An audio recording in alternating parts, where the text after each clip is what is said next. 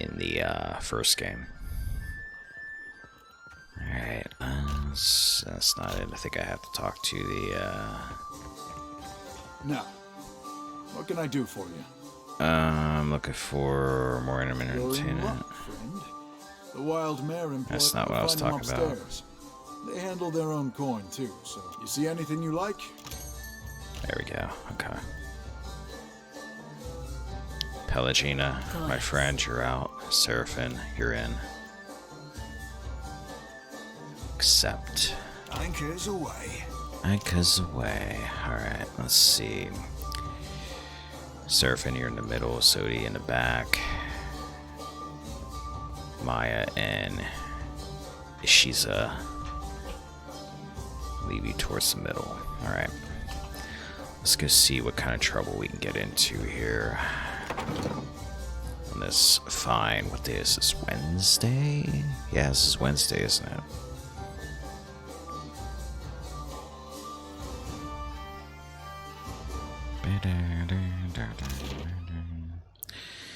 Alright, let's take the road east. Hey, Shodi. Those dreams of yours, they still getting to you? I can deal with the dreams, for better or worse. What makes me sweat is the not knowing. What happens when I stand face to face with my God, and he reveals what he intends for me? What if it's not as I thought? Yeah, I've had thoughts like that for a long time. Except now I'm worried about what he intends for the world. Whatever it might be, at least we'll face it together. Like a family. Alright. Sing us anything but the Naga's nethers, won't you?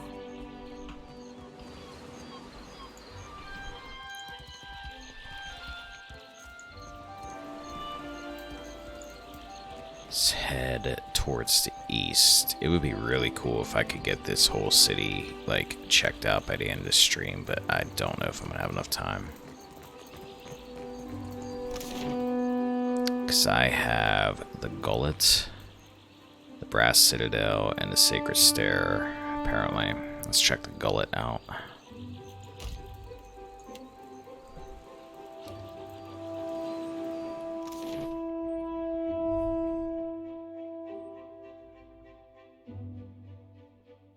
Looks like I have most of the main characters, because that's all of them right there in the loading screen, except for the one fellow. Ooh, you leave the bustle of the crowds behind, making your way along the winding path into the Gullet. For a time, the path ascends the mountain. Even so, the cramped walls and run-down Huana buildings close in around you, obscuring your view. You come to a dark passage cutting through the mountain, just wide enough to accommodate a wagon. The path here descends steadily into the rock face. After a lengthy journey through the dimly lit tunnel, you come to the gates of the Gullet. The stench hits you first, a foul mixture of rot, stale air, and bodily odors. You notice a guardsman pushing a cart heaped high with moldering food, which must account for some of the smell. Ahead, the lights of the Gullet emerge as a collection of lights amid the darkness. You hear the rush of water below, and a frigid breeze wafts up from the unseen depths like an exhalation.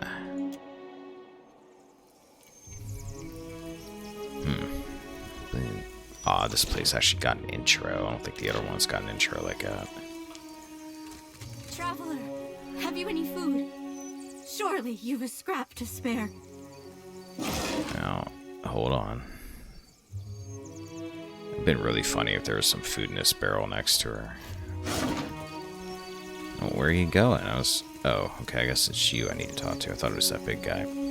A gaunt Roparu woman grabs for your leg. She paws you with a weak grip, fingers bone-thin and trembling. Mercy, traveler. Never have I been so hungry. Do you have no access to food? What a... Obviously.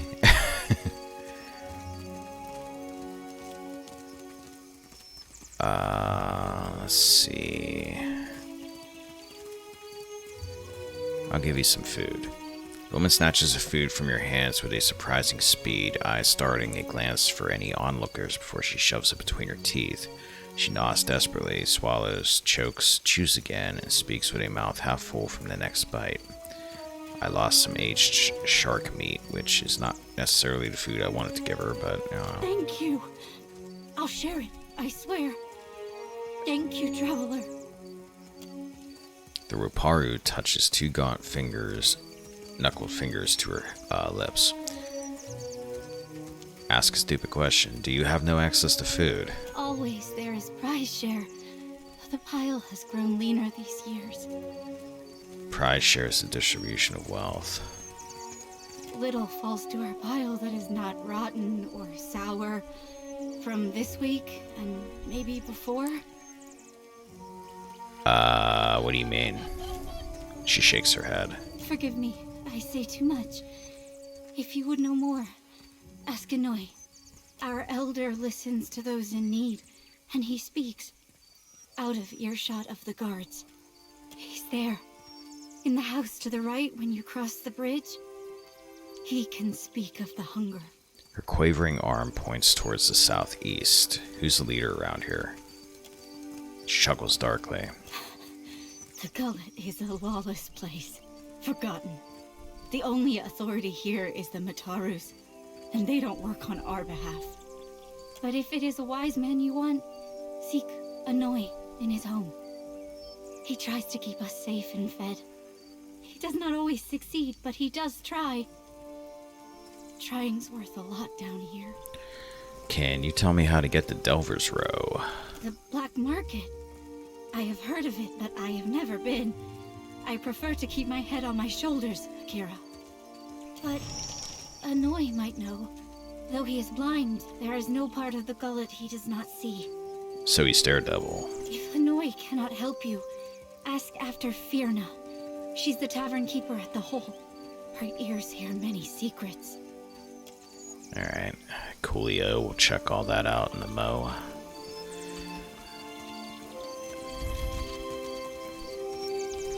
But first I see a barrel. And carps and Buona Mahi.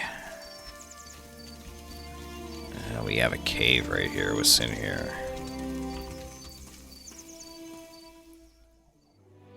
You enter a dim alleyway that reeks of urine and torch smoke. A long passage stretches to your left and right. Shadows move in the guttering torchlight, but they're nothing more than shapes at this distance. Chatter and bustle of the gullet continues behind you. Go left. Tunnel ends, but another branches off. The only sounds are the crackling of torches and the steady drip of water. Alright, go right. You come to a door. It's as solid as a stone around it, but no handle and no knob. It's deathly quiet on the other side. You rap gently on the door, and the sound echoes as if in a wide, empty space. Alright, so there's nothing there. Turn around. Go left. The alley winds behind you. To the right, you hear a din of multitude and smell the musk of many bodies. We need to go forward because I think right was where we came in. You trudge along a darkened passage and reach an intersection. The tunnel branches off to the right. You hear the distant murmur of voices down a darkened path, but see no one. Go right. Tunnel branches to the left. The floor around the entrance is splattered with something as thick and dark as tar. It looks like Svith. Go left. That was nice.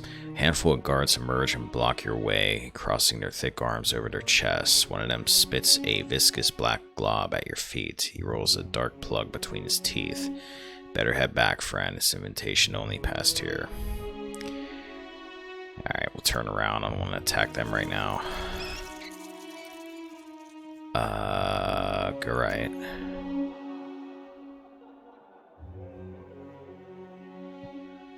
Shoot, which way was the, path I didn't take yet? Was it this one? No. Turn around. Go forward. Here we go. On your left is an abandoned merchant stall displaying cheap jewelry. The path continues ahead. Let's inspect the merchant stall first. Failure. Whatever. Laid out are various trinkets made from junk, necklaces strung with fish bones and shoe buckles, and bracelets made with shards of broken glass. Apparently this stuff isn't even worth stealing. What do I need for this? Perception and streetwise.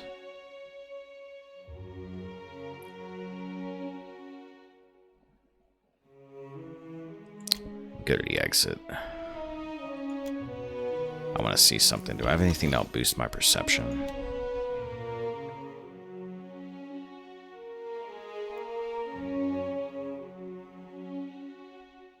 Does anybody have anything to boost perception on?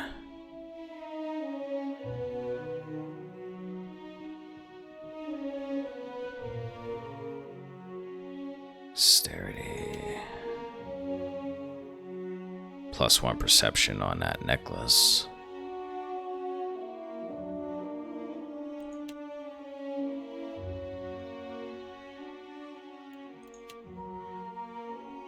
+1 perception on that hood.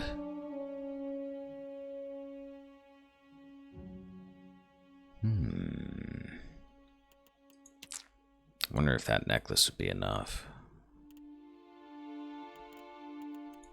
What kind of food do I have? Resolve, dexterity, healing, health, +2 perception. Merc berries. Food can only be consumed when resting. Ah, shoot, that's right, this game's different. Alright.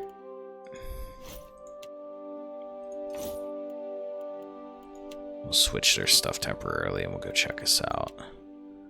Not a bad bit of tackle, Ken. There's probably not going to be enough, but let's give it a go. Continue. Go right. Forward. Inspect the stall. Yep. Alright.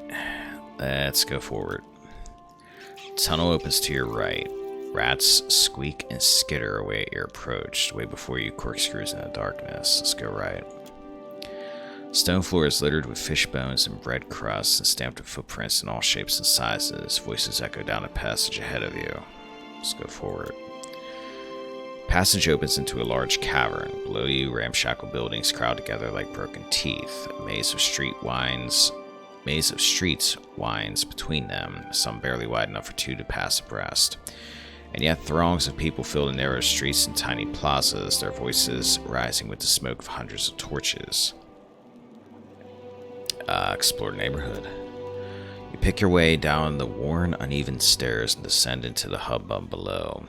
Huana men, women, and children surround you, all laughing, haggling, and quarreling over one another.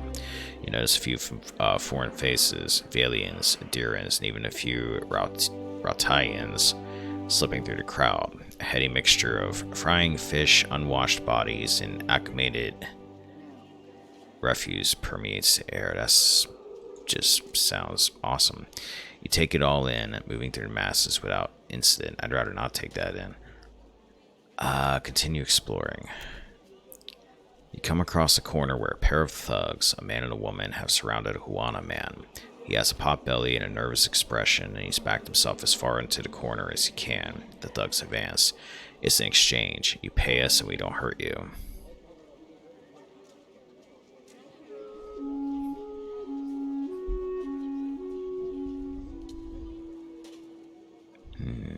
Intellect, streetwise, or bluff.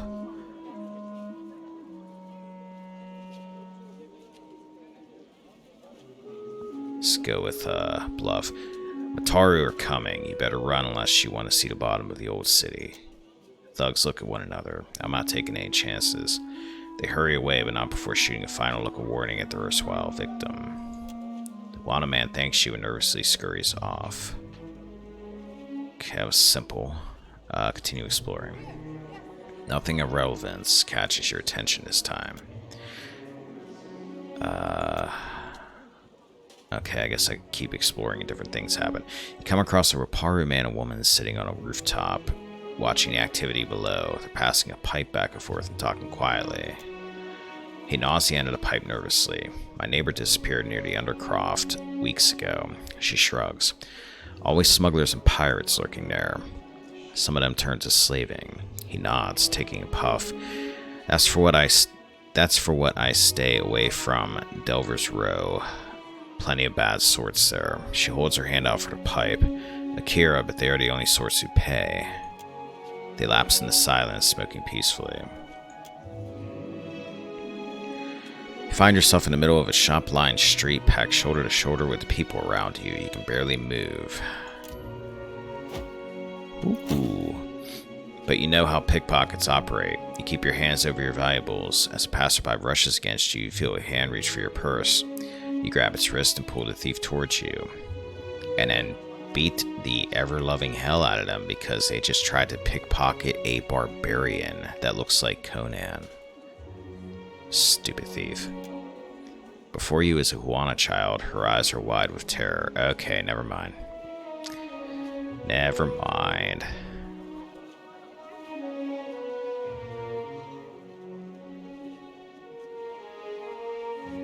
Teach the child better technique.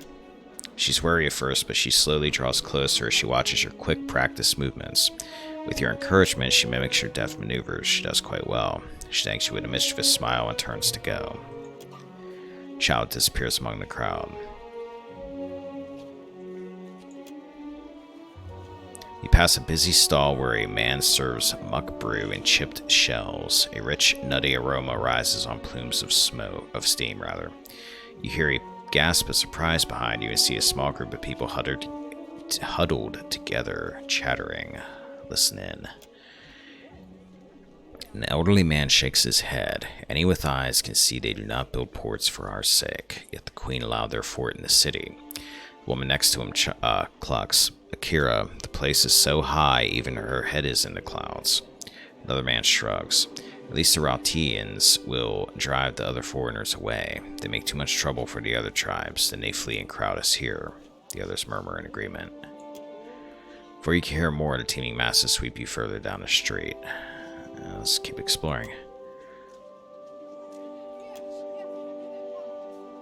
Okay, this is different. Two people passing the pipe back and forth. He takes a long draw on the pipe. You thought more about the offer. She scrapes a pattern in the grit. Sneaking luminous dust for the Principe man. Better than pushing Rautai cannons, I say. He blows a long stream of smoke through his nose. My cousin went the muscle for him. Says he pays well and pays fast. She picks dirt from under her nails. Best work in the gullet. As long as the Mutaru and her trader friends don't notice. Continue. Tenwin, how you doing? Yeah, I just got to the gullet a bit ago. Found this little side cave thing in there with all these winding paths in it. They lapse into silence, smoking peacefully. Continue exploring. That's another group of people. Passing a pipe back and forth. Okay, this is new. She puffs on the pipe. Found half a silver fin in a heap yesterday, still with the head. He shakes his head. Amira's winds blow sweet for you. She sighs, wreathing her head in smoke. No winds blow down here. You've got to dig. Always the good stuff gets buried by scraps, Akira. They lapse into silence, smoking peacefully, and continue exploring. A small group of people huddled together. Nothing of relevance catches your attention. Nothing of relevance. Nothing of relevance. I'm gonna bet that's probably all for this area. I changed my party. Yeah, I took Pelagina out just to fit Seraphine in for now. She may end up back in there eventually, but I want to have my mechanic.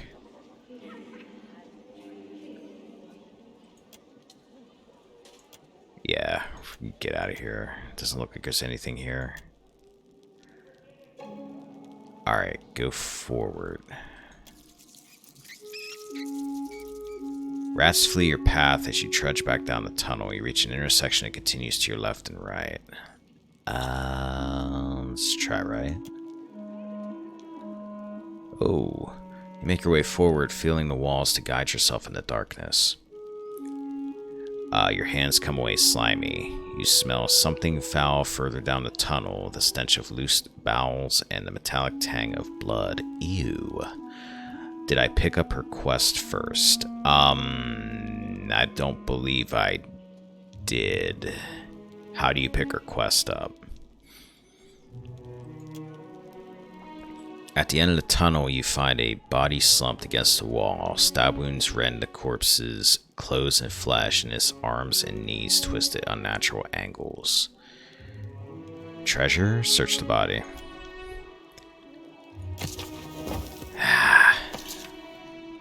Not having a good day here, Liquid. You find a small note stuffed in the dead man's pockets. Read it. Ulog. There's a new shipment for your Raparu friends waiting near the lift in Delver's Row.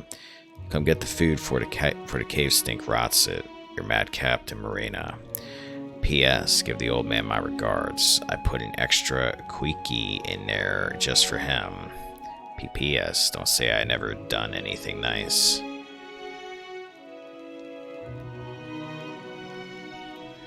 You get her quest by walking in the spire, by the spire in the Sacred Stairs Northeastern District.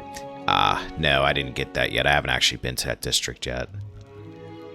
But I'll bear that in mind. I'll put her in my party for that one.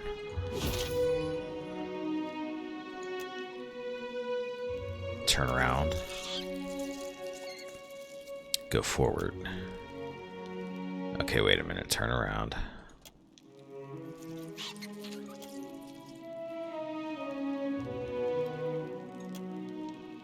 Man, I guess so. Going backwards with everything always like messes me up here. Go left. Let me make sure I didn't miss this in here.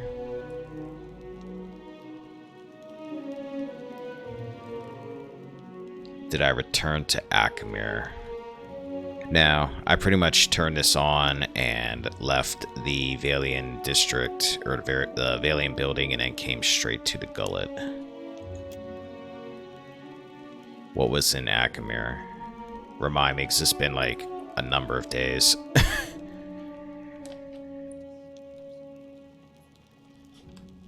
Let's see, I want to go was it left or right? Shit.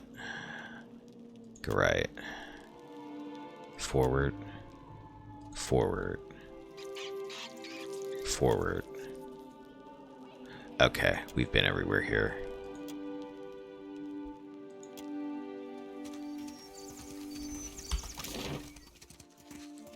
Let's head down here to the sanctuary. On it. Sweet incense masks the odor of the offerings, rotten fruit, and spoiled fish. Oh, that. Yeah, we did that on the last stream. It was like one of the last things we did. He gave us a quest, but I don't remember exactly what it was, but I know we went and saw him again. Or we went and talked to him. That Dawnstar may be able to help. What say? Help how? Poison me? Akira, no thanks. Let's head down here.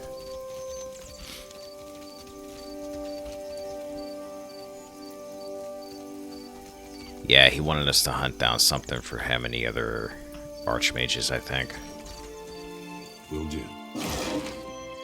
River Reed and Inkharp. Pitley's Sanctuary. Let us see what awaits inside. Pardon.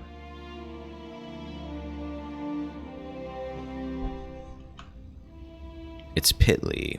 This appears to be her sanctuary, in fact. Flasks are empty before the crusty residue of used-up medicines. The woman bends over a pile of dried, bitter-smelling herbs. She's crushing and mashing them on a dirty scrap of parchment, coughing with effort. She steps in front of you to block your way, wiping a ragged sleeve across her rheumy, bloodshot eyes. Wheatley? Good God, I nearly didn't recognize you.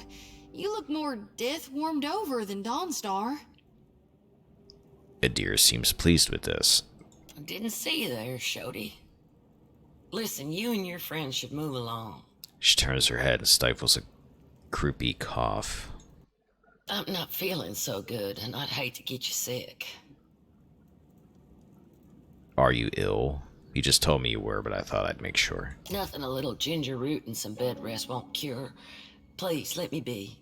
She takes another step, blocking your view of the room beyond. The herbs on a table give off an odor that scratches at your throat. Blood moss and cave coral, that combination clears mucus from the lungs. Someone must be very sick. Could use your skill at the Temple of Gone. Her chuckle turns to a cough. Could use it here. She wipes a fleck of blood from her mouth. You've got tuberculosis, don't you? There's some sick Raparu in the back. Not much I can do for them now besides keep them comfortable. She looks at the crimson speckle on her wrist. And hidden. Why are you hiding sick people? Because they've got drowner's lung. Spreads like gossip and kills even faster. What's Drowner's lung? A gift from the Valians. She scowls, dabbing the rheum from her eyes. Fills your lungs with fluid. Gets you coughing all the time, trying to clear them. One of my patients coughed so hard, she broke a rib. Ow. Eventually, it gets so bad, you can't hack it out. You just lie there, struggling for breath, until you choke on your own phlegm. I hear it's a long, hard end. She trails off for a moment, a distant look in her watering eyes. I heard some Raparu had gotten sick, so I brought them here to care for them. City healers don't come down here. She frowns and gives her nose a vicious swipe. Realized what it was when I heard the rattle in their chests, the way they gasped for air. She wipes the back of her hand on her leg and shudders. Only cure is an elixir made with pine seed oil. It costs a lot, though not nearly as much as an epidemic. Still, if news of this outbreak gets out, these poor souls will get tossed into the old city. No one with any money in Nekataka spends it on the Raparu.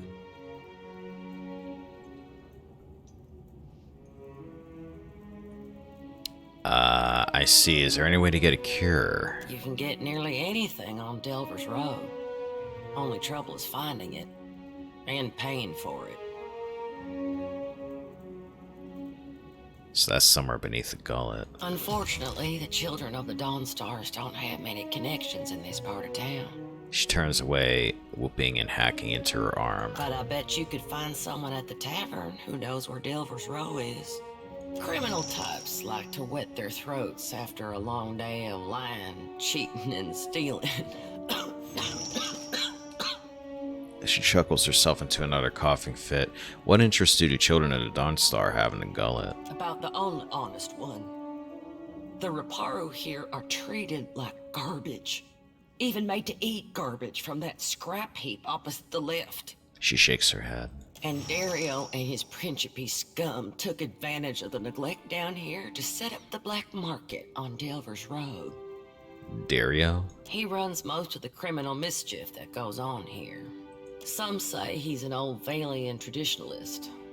Some say he's a thug with good taste. She holds her hands out, shifting her open palms like platforms on a scale. Either way, I steer clear of him. She shivers, whether out of fear or illness she couldn't say. Go on. All the while, the gullet gets more crowded as tribes from the other islands come to Nekataka.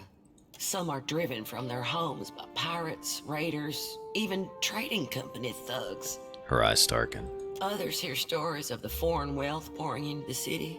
What they don't realize is most of it flows between the foreigners and the palace. She makes a circular motion with her fingers.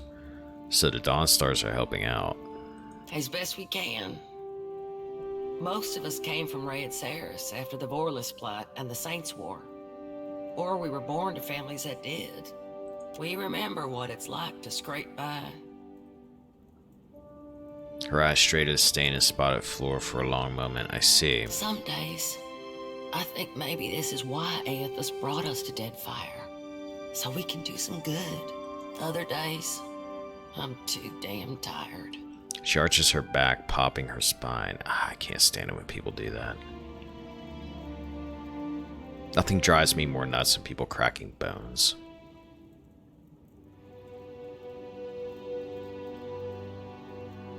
What interest do the children of the Dawnstar have in a gullet? About the only honest one. The you Reparu said that already. and Dario and his Principe scum took advantage. All the while, you some said of everything. others hear stories of the foreign wealth. Then maybe pouring into the Delver's city, Row but spreads they some of the don't wealth down realize here. what Dario and his people say. They recruit Reparu to sneak things from the docks, report on meetings between traders. I can't blame the Reparu. Not when the alternative is eating from a trash pile. But I don't trust these Principe any more than I do the trading companies. She folds her arms, shaking her head. Difference being, lass, the Reparu be their customers and confederates alike. To the company bilge barnacles, they be only product. He taps the end of his snout. And whenever the city authorities finally crack down, the Reparu will be caught in the middle. Some days, I think the other days, I'm too damned. Alright, goodbye.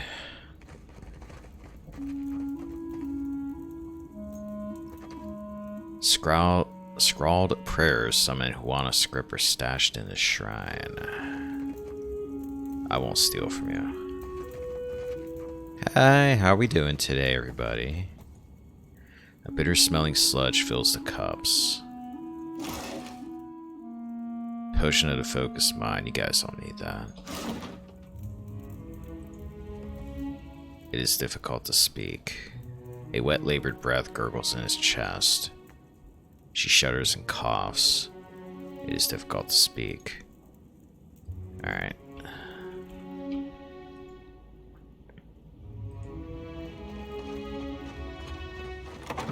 Moving on.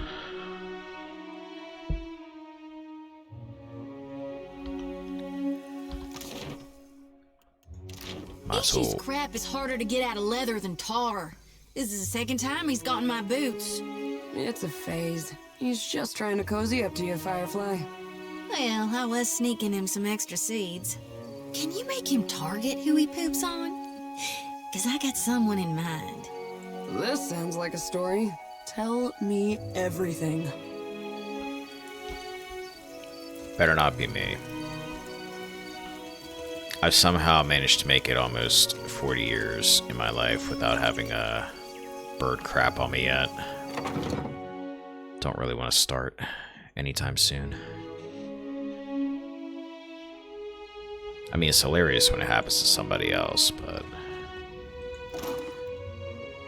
I'm gonna take all these.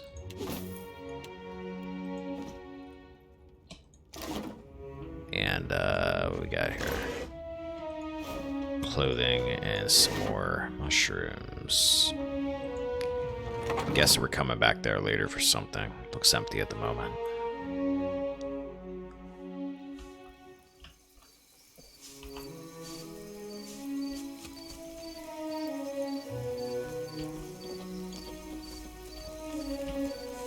Noe's home. We need to talk to them.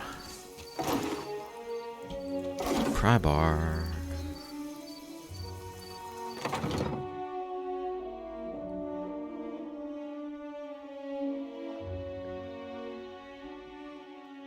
And how are we doing this wonderful day?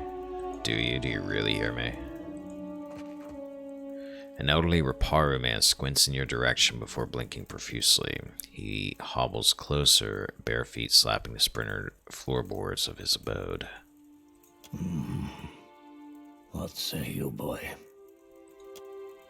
He peers steadily into your face, blinking faster all the while. The man's arms are thin as sticks. What teeth he has are yellowed or black from years of malnourishment. Can you see me? How do you know who I am? I see much and many things. I simply do not look with these eyes in the same manner that others do. I have heard much as well. People speak of your kindness, Watcher who chases Aethus. I am a really kind barbarian, aren't I? I also hear the Reparu's heartbeat, grown thready and pained. Now a Watcher comes to the gullet, as Amira has shown me you would. Actually, a starving beggar sent me to speak with you. What's causing the Raparu such pain? The Raparu are being crushed from the top. We starve so slowly. It is an agony. No one deserves to suffer. Not like this. Seraphim strokes his beard beneath a quiet smirk. The old man shrugs. This is the Huana way. The fish of our nets are drawn for the tribe. The fruit of our fields, too, is reaped for the tribe. And the coin of our pockets belongs not to one, but to all. All spoils are gifted to the whole of the tribe. The tribe then partakes from the top down, from the most deserving to the least. Why are the Raparu least deserving last to partake of the tribe's spoils? The Mataru risk their lives to protect the tribe. The Kuaru provided skilled goods and services. The tribe takes care of the Raparu more than we contribute to the tribe. Or it did, before our numbers swelled too large. The Dawn Stars would feed us, but the guards forbid them to pervert the order of sharing. There was a man who helped us. A soft-hearted pirate named Ulug. He worked with the Principe captain. Mad Morena, they call her. To bring us food from the black market. I think we got a note about them from that alleyway area. But for days now, we've had nothing. What happened? Ulug was never late with his shipments. Always very conscientious. A good boy. For him to disappear for several days without word, he must be dead. The Queen refuses to increase our share of the prize share. Without Ulug's shipments, we will surely starve. I am asking you, what else can we do?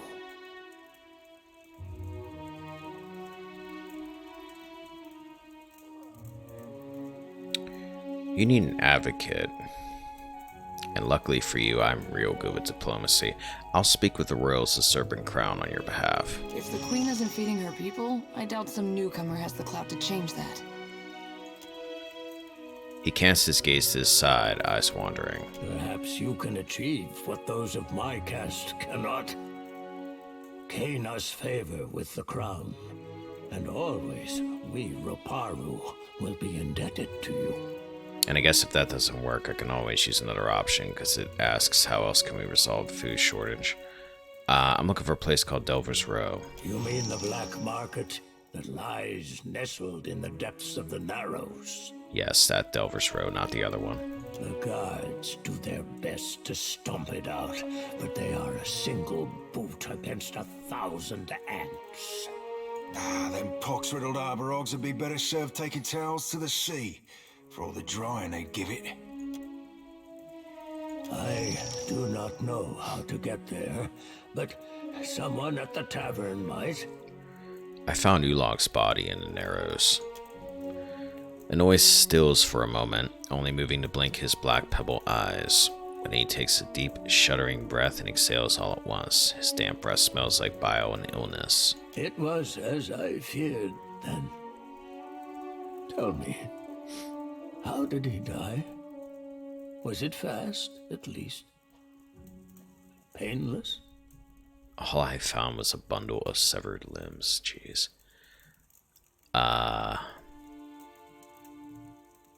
It was quick. The old man's shoulders slump forward and he heaves another shuddering sigh. At least he didn't suffer. He nods slowly.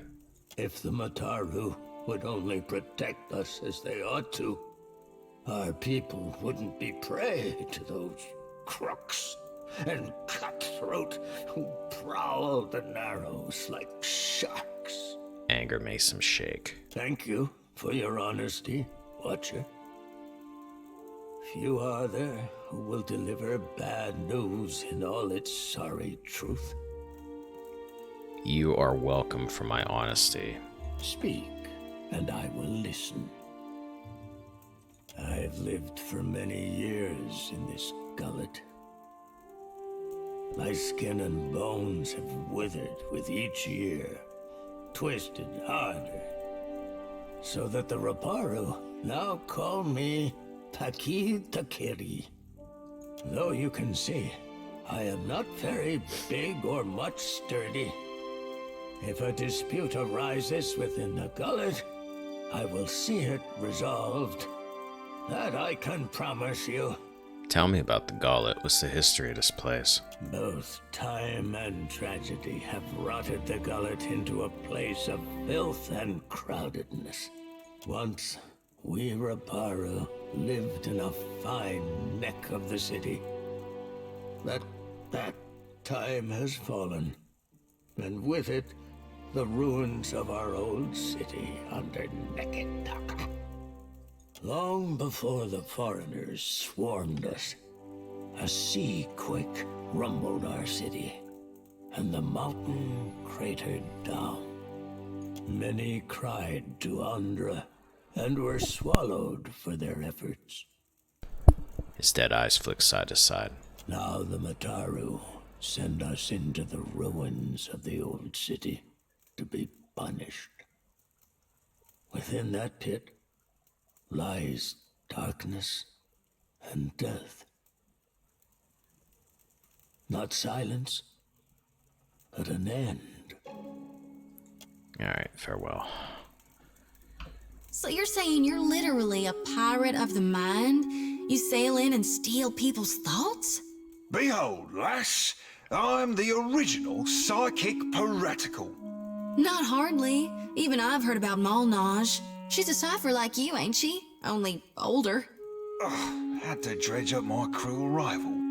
You should know her arsehole itches when mention be made of her. What a nasty hex. Tell me you weren't the one that put it on her. Darn, I hope that doesn't make her itch. Hell, or that. Now I'm just making it worse. I best shut my mouth before I cause more damage.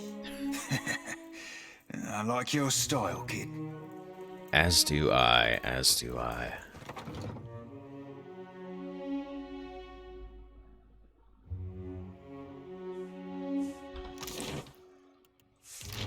Alright, looks like we loop back around, make sure there was nothing on this bridge. They took him. For what? Bataro's the second this month. And they say the pittings aren't increasing. Do they lie to themselves or just to us? At this rate, who'll be left to suffer the Mataru's ire? A damp, musky draft billows up from the chasm. Biha's home.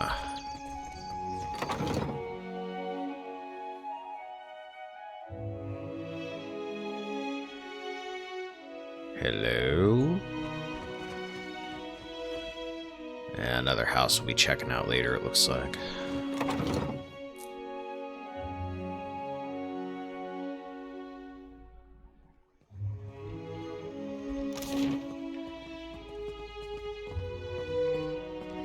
Alright, let's check out the hole first.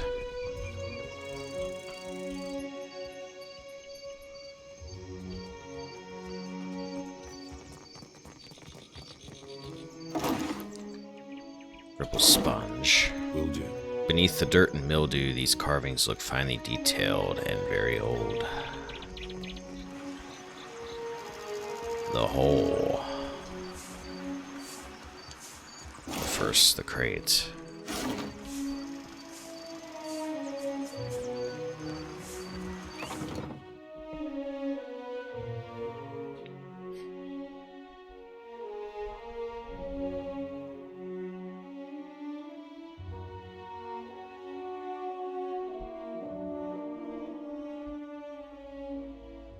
Ooh, that's a big dude.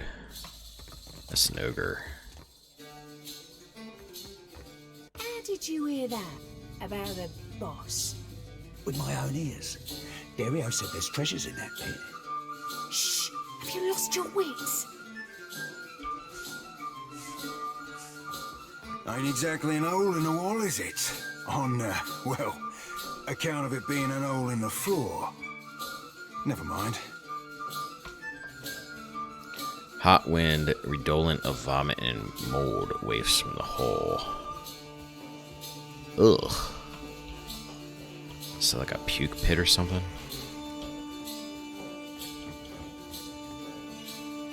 An Orlin-covered toe-to-ear tip in sable fur leans against the bar, counting change.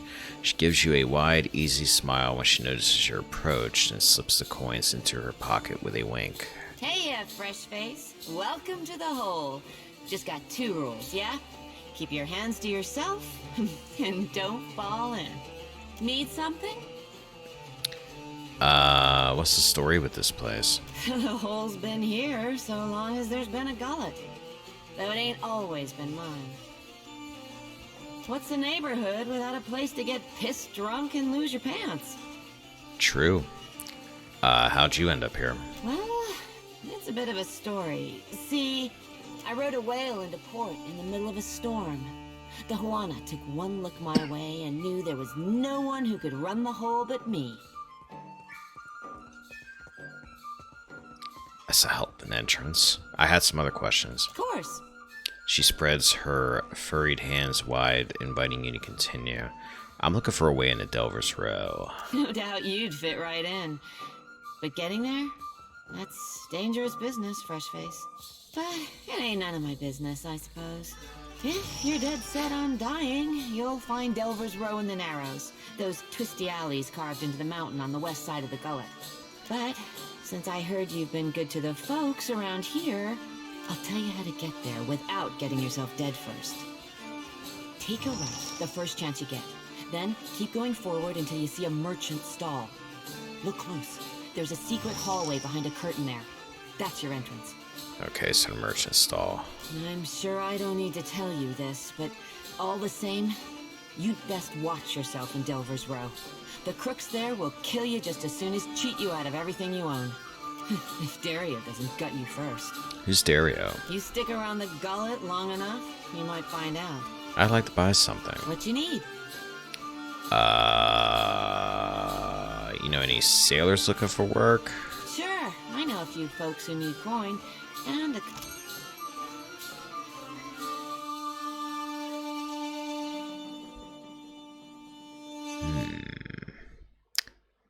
One stat. I already have a decent cook. Let's take you along to Liak Longfrost.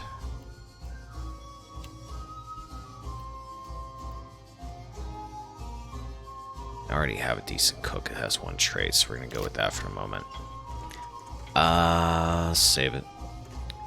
There was something here about giving her a medallion. Need something? Maybe that's what the Dumber Road thing was about. Or Delver's Row, whatever it is.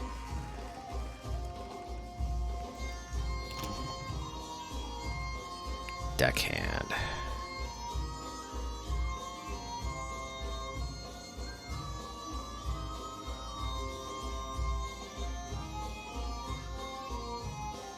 Oh, I guess I already have people that have just 1 thing at deckhand. Alright.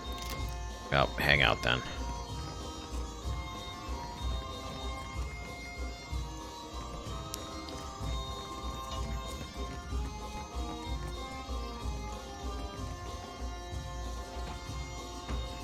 What would you call the color on that meat? Ash? Worried pig. Aw, don't you worry no more, buddy. You're with us now.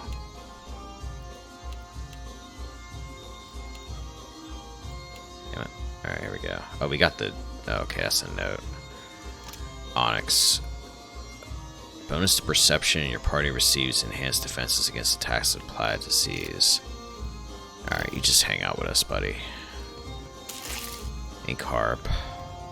Oh, don't want to steal, especially with the giant ogre. Meats of unidentifiable origin are strewn across the counter. Why do you bother me, little kith? You have a very gentle voice for an ogre. You enjoy working here? No. She hawks a fat goblet of spit. It lands beside the food she's preparing and splatters. Yum. The gullet reeks of illness. The beds are too small. An imp tried to nest in my hair. And Firna, the tavern keeper, refuses to give me more than 1 day off a month. How am I supposed to hunt when I am chained to this stove? She scrunches her face into a grimace. Maybe I'll become a pirate. Get myself a bird and an eye patch. And a peg leg. Don't forget a peg leg. A very big peg leg. The patch could do you a world of good, but I can't say I recommend. Berta silences Maya with a raised palm. Both. She cuts Maya a vicious glare. You should join my crew. How do you mean? She narrows her eyes and regards you with renewed interest. You get on my boat and you join the crew? You know, like on a boat. I'm not daft, you condescending little mite. Tell me why, and in what capacity, I should join your crew. She grunts. Hefting her tenderizer high, she slams it down on a dubious-looking piece of meat. Makes a wet sploop sound.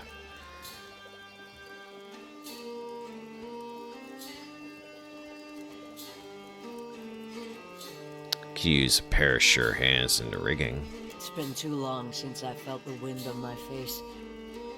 I'd take the dead fish smell of a ship in port over the stink of the gullet any day. Her broad mouth curls up into a wistful smile. So you'll join my crew? I don't work for free. She grunts. Fine. 450 copper. Will this satisfy you? She examines your coins for a moment. They look tiny in her giant hands, almost like a child's plaything. She shrugs. Yeah, this will do. For now. She pats her meat tenderizer thoughtfully and gives you a small nod. Alright. I've got an ogre working for me now. You are a cook and a helmsman.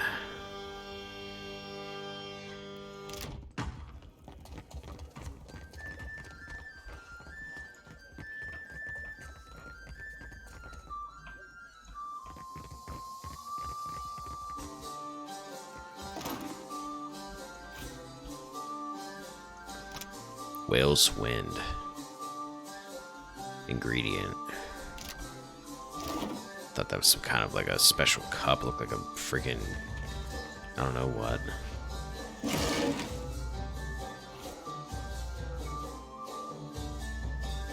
Why, Yennefer?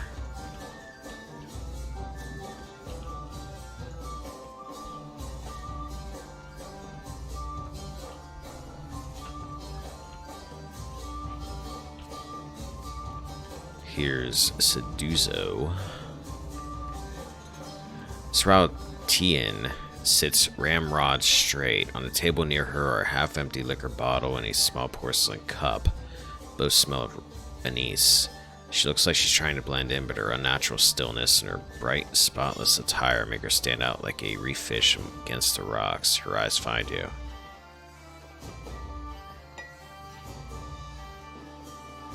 Tavern keeper will tell you a different story every time you ask her how she got here. Really? Harami! I am here, Seduzo Nui. Do we expect any foreign merchants today? Do we expect a merchant from the White that wins? Seduzo keeps her eyes on you even as she speaks to his soldier. There was only a brief pause. We do not, Seduzo Nui.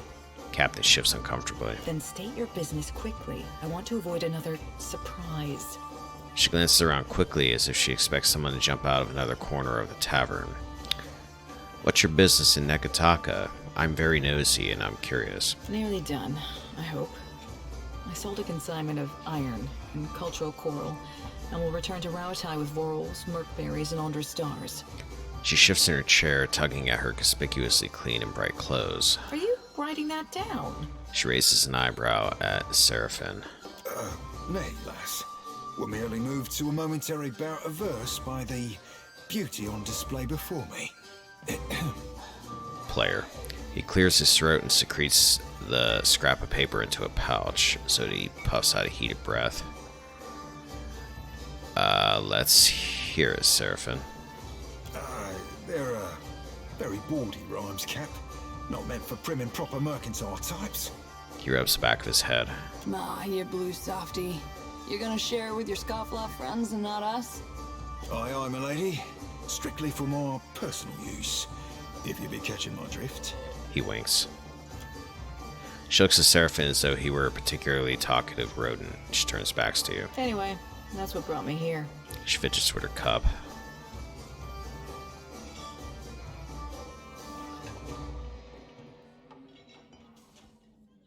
You seem nervous. Does the Royal Deadfire Company know you're trading here? She sets her glass down with a loud clatter. The Royal Deadfire Company would frown on business in this district. But there's no harm if they don't know. She laughs nervously. I just remembered I need to write up a report for my boss. Don't mind me. Maya unrolls the scroll of parchment and starts transcribing Seduzo's statement. She pales, raising a hand to her mouth as the speed of Maya's scribbling intensifies. Seraphim is a talking rodent, the best kind. What is your business with me? Nearly done, I hope. Okay, so you're not going to have anything else to say. Probably you're part of a quest, I'm guessing.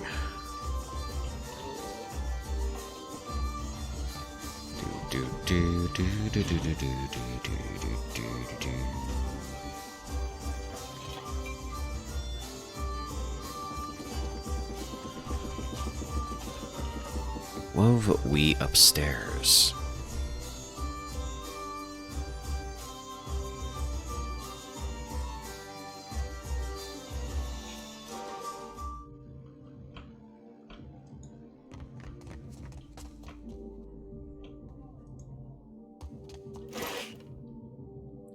Just take this random fish laying on the table. I'm sure we could put it to use.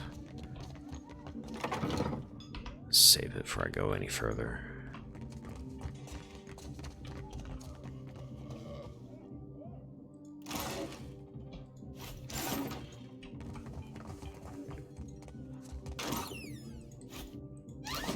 Don't mind if I take all your food. The dwarf sits before a generous and curious spread. Steamed mussels arranged in concentric circles, rounds of flatbread stacked in a neat tower, and melons sliced in even triangles. Yet his attention is focused on the 4 cups in the bottle in front of him. He has the cups organized in an almost perfect square around the bottle, but as you look on, he leans down to adjust one. The others with him wait quietly and observe the ritual. What are you doing? Dwarf ignores you and continues nudging the cup. He does this every time. Just have to wait. Holding his breath, he takes the bottle and measures an equal serving of wine into the cups, making 3 or 4 passes over each. His companions look on with practiced patience. Don't see why you'd spend all that time arranging your food if you aren't making it look like a funny face. Right. At last, the bottle is empty, and he places it in the exact center of the square. He picks it up and puts it down in the same spot twice more before he's satisfied. Cheers. They all take their cups and drink deeply. At last, the lead returns to you. What do you require? I have some dishes that need arranged in my kitchen, if you could come help with that. What brought you to the Deadfire? We had a contract with the Valian Trading Company to defend one of their most valuable properties. He glows with pride. If you're looking for work, I hardly recommend them. They pay well, and they pay on time. He raises his cup and his companions do likewise. Seraphim leans near you, grinning. Consistency in the shipping lanes. Good for types mercantile, but better for types piratical. Did you say something? Just admiring your spread, my lad. Nothing better after a meal than a ripe pair of melons. He's got a point. Farewell. Alright, let's see.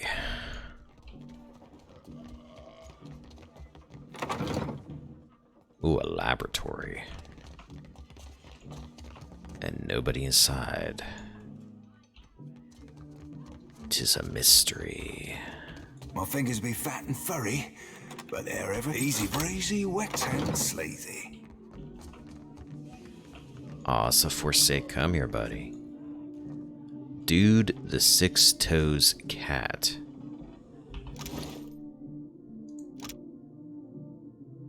Regain some health when you deal a killing blow against an enemy. Your party is less likely to be hit by attacks.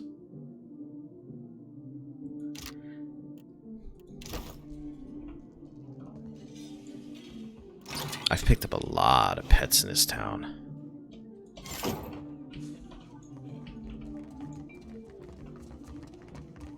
I've got it.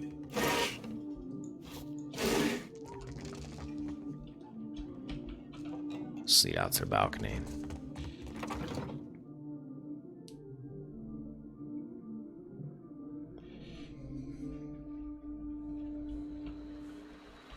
A hungry dog, and it does not end yet.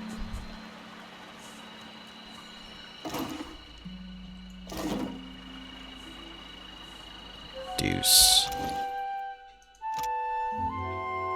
Bonus to Constitution, your party members regain some health when they kill an enemy. I need to switch you, the necklace you two have, around again. There we go. Before I forget about it.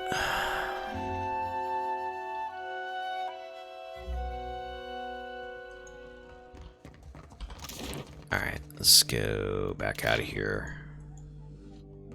Check out that building to the north.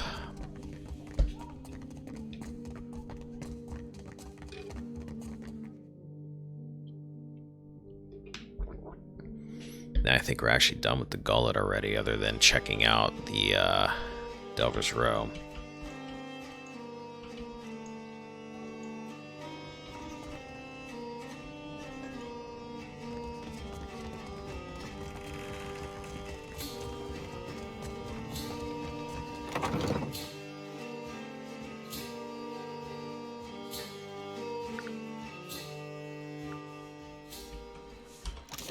Yeah, I just gotta go up here. A nice short area. Uh-oh. Uh-oh. A man saunters over to you with a jagged smile. He's got a long, crooked scar on his forearm, and he's rolled up his sleeve to he's rolled his sleeve up to flaunt it. If you want to flaunt some scars, buddy, I'll be more than happy to help. New. Lucky for you, we have a special rate for newcomers. A bag of coppers in exchange for your life. He brandishes a knife. One of his companions grins widely enough to show you all of his missing teeth. But the way they're all gathered around you, leaving their own backs exposed, tells you they haven't been here long either.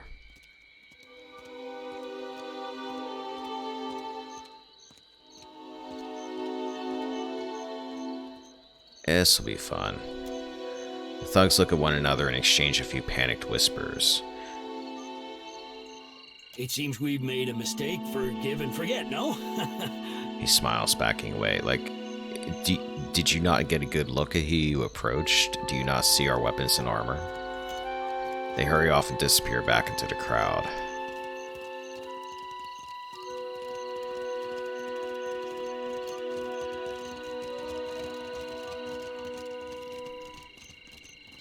What a dweeb.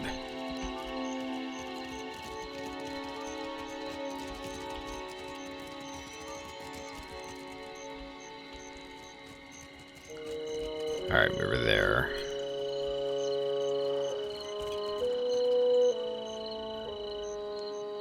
Please, I did nothing. You see a man being dragged around a rickety boardwalk toward a rusty cage that swings over the abyss. He strains against the guard's grip. The guard delivers a savage backhand.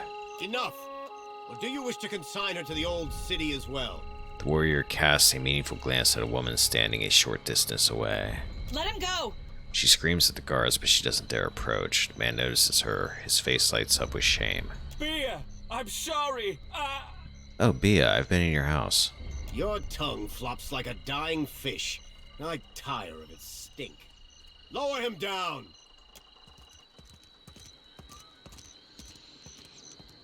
This must be the old city place.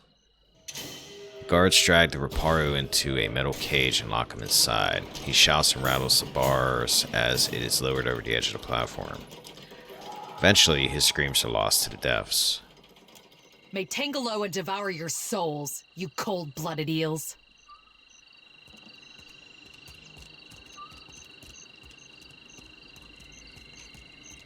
Yeah, I'm gonna have to stop by her house. Crap, she has work for me. Be careful. The gulp. The guard folds his arms, watching the activity on the walkway through slitted eyes. A coral-piercing juts from his lower lip. He notices you with a sharp nod. Why was that man sent below? Totaro? He associated with foreign criminals. He spits. The gob of saliva is just one more splotch on the weathered and modded boards. I cannot be certain about Biha, so I let her go. But I will be watching her. These wicked sorts overrun the gullet and corrupt the Reparo. Our justice must be swift and firm. Where's this lift go? To the old city, Kira. A god's cursed ruin filled with walking corpses and abominations of the deep.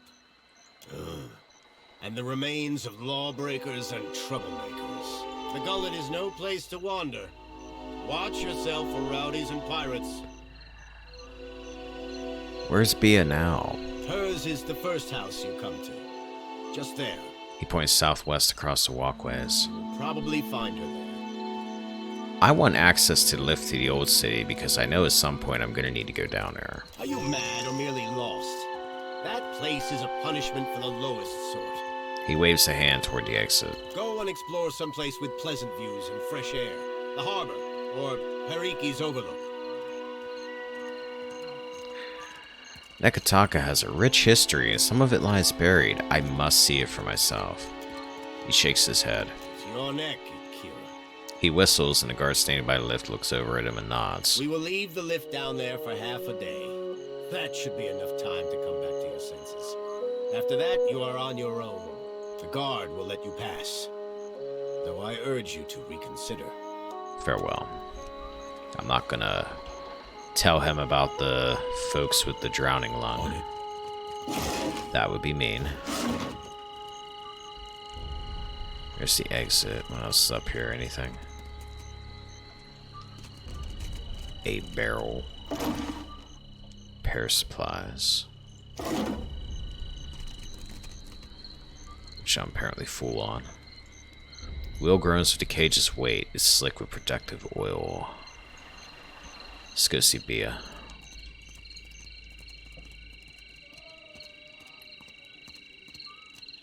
Great, now I'm gonna be stuck with that Bia Bia song in my head that I think Little John does.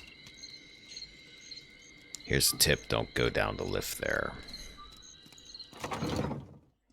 Is there another way in? I was gonna save that for later anyway, but it's out of curiosity.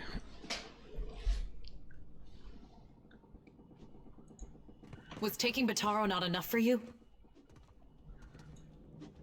Woman thrashes a row of tunics and sarongs hanging from the rafters. Her pointed teeth are gritted in frustration, her lips set in a snarl.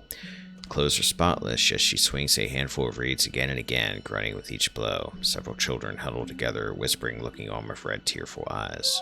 Bataro is gone. Dead. What more do you want? She punctuates each statement with a fierce whack of the reeds. The children flinch, looking between you and the woman. There is another way in. Okay. Yeah, we'll save that for a while then. Am I interrupting something? She looks at you for the first time. A fraction of her anger burns off. Forgive me. I thought you were one of the foreigners who sent him away. Outsiders here always go to the tavern. My village was not like this. Why does Queen Onikaza not send the foreigners away? How did you know the man who was lowered into the old city? One of the children starts to say something, but Biha shoots him a sharp glare. She turns back to you, arms crossed, gripping the reed bundle tightly.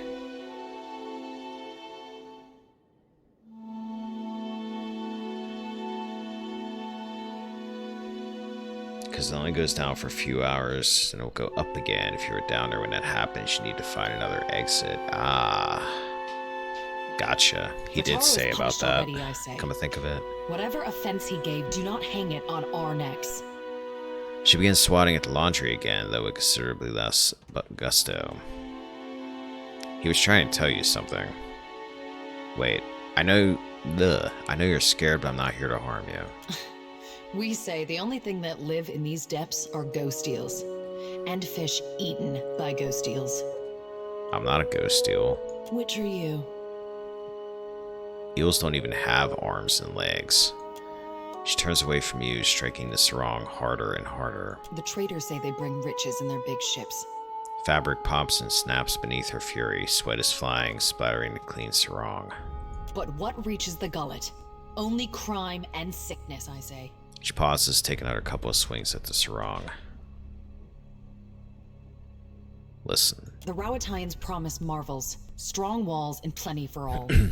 She moves on to the next tunic, thrashing it with even greater fury. Akira, still my back aches from building their fort, and still I live here. And Bataro said we would finally leave. She breaks off, her shoulders heaving as she catches her breath. Bataro was your, husband, wasn't it? Wasn't he? What happened? I heard a Rowatayan captain took up at the tavern. Suduzo, they call her. Oh, we've met them. They say she is a traitor, so I thought maybe she will take passengers. Strange. They usually stay topside. Bataro went and found her in the tavern. Her eyes go hard and dark. Next I see him, the guards are dragging him to the cage. She bares her teeth at the memory.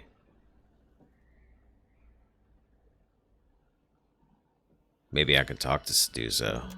She looks at you with the same critical eye she's been giving her laundry, wringing and tugging the reeds. Everyone knows the Rowatayans are made of brass. They listen only to their commanders. But still, maybe it goes different for you.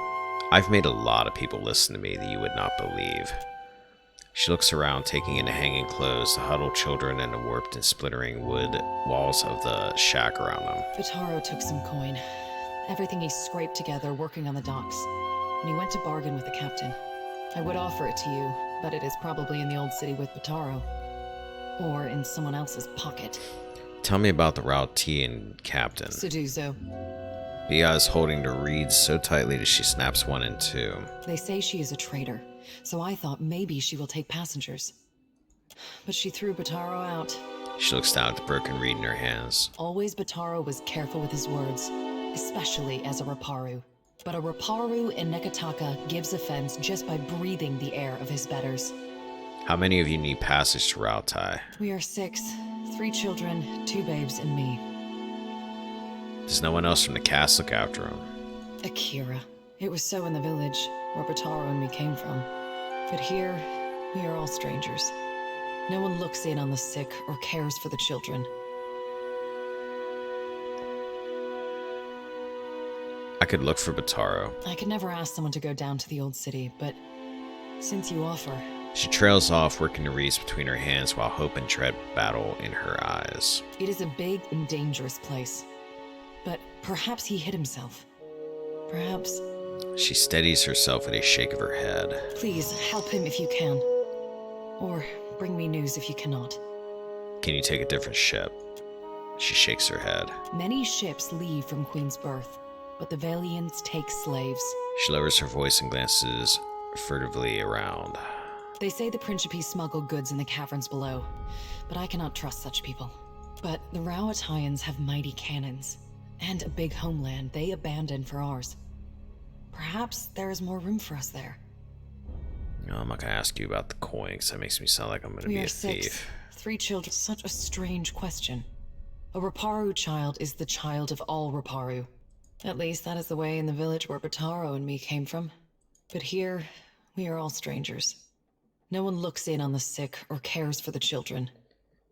Farewell.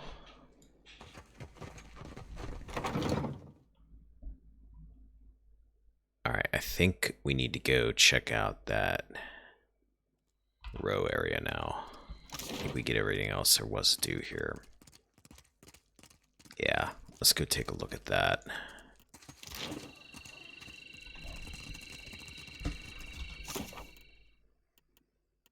Oh, we have so much to do. We're going to be very busy once we get done with this with Nekataka in general. once we get done exploring the districts.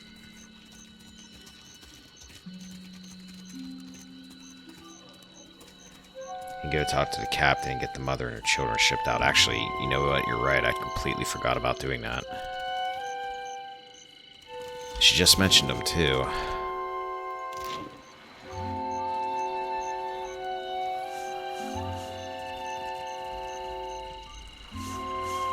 Good looking out.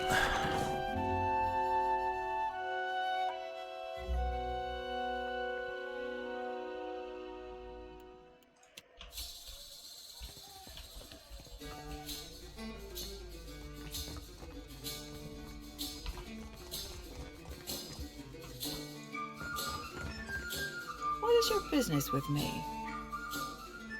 Did you cross paths with a man named Bataro? The one who threatened me.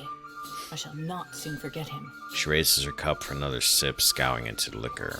These Huana learn too many pretty words from the Valians. You cannot trust what they say.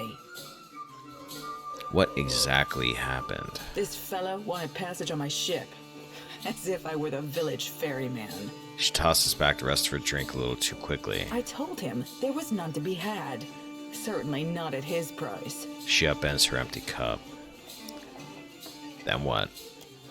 She refills her cup and sets the bottle down hard. He told me he had coin. Lots of it. I did not believe him. How could a man who lives in a garbage heap have enough money for passage? She shakes her head. Then he shows me a swallonet. A swallonet? A marked coin. A token of allegiance. The Principi carry them. Go on. I knew then that I was dealing with a pirate. I had heard they were influential in the Gullet, but I did not realize how much so. She scowls and shudders. I called for the guards, and they tracked him away. That is the last I saw of him. Biha and the children still need passage out of the city. There's nothing I can do. The passenger quarters have been reserved by a dwarf named Orin. She picks a stray thread from her smooth, crisp jacket. Why do you bring this to me?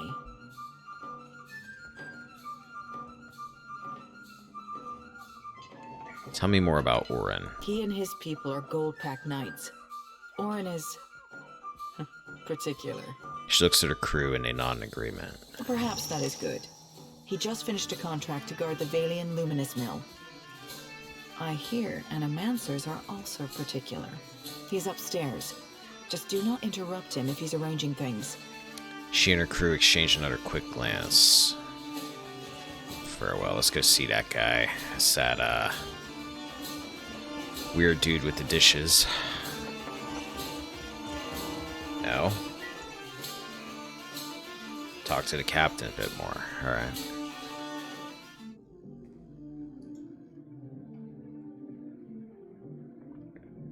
Get her to agree to take a few of the children.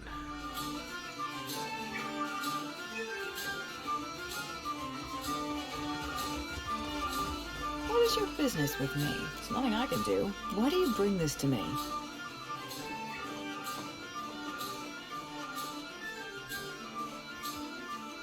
I won't tell the Royal Deadfire Company about your dealings here if you take Bia and the children. She tugs at her collar and looks around to see if anyone has overheard you. Very well. I could take 3 more in the hold, and no more. Orin and his crew have reserved the berths. The children are very small. Surely you could take more. I will already have to abandon crates of cargo to make room for these 3. Plus, the food and water they require. Sonif, how you doing? How you feeling?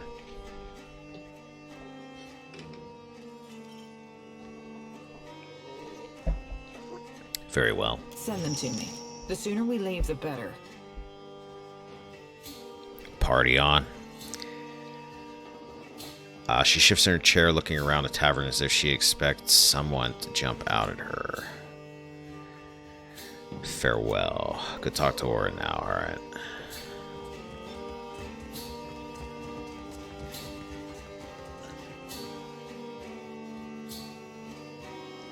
Better living through chemistry.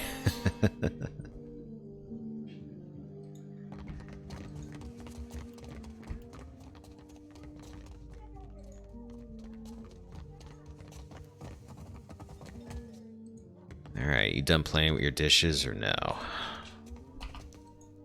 What do you require?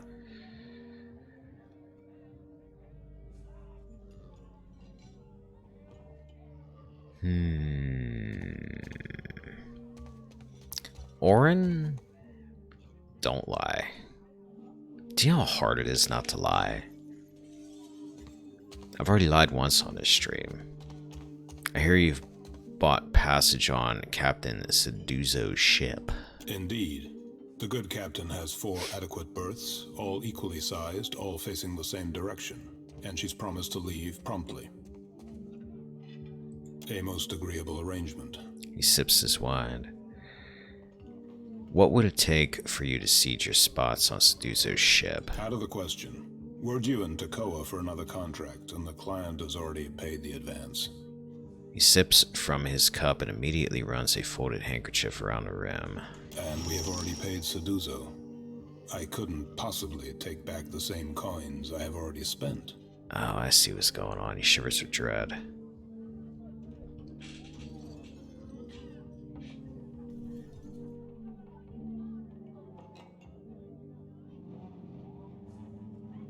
Do 3. I'm booking passage for a family, but Seduzo only has room for 3 of them, so they'll be split. His hand jerks so violently that he splashes a few drops of wine on the table. He mops them up, a rigid and pained expression on his face. I get it. I get it. I get it. I get it. And you'll be stuck with half of them for the whole journey. Won't that be odd? That will not do. That will not do at all. He's still dabbling at the spilled wine, but something brittle has crept into his frown. His companions shuffle nervously. At last, Orin pushes back from the table and looks up at them. Maya thumbs her chin, nodding. To Queen's Berth, quickly. We must find a more suitable ship. Goldpack Knights file out together. Yeah, that was actually neat.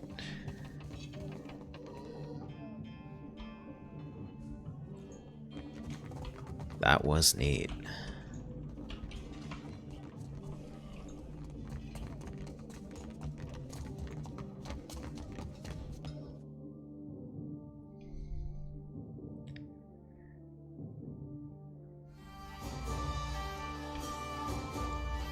He does have a point. It is for the sake of starving children.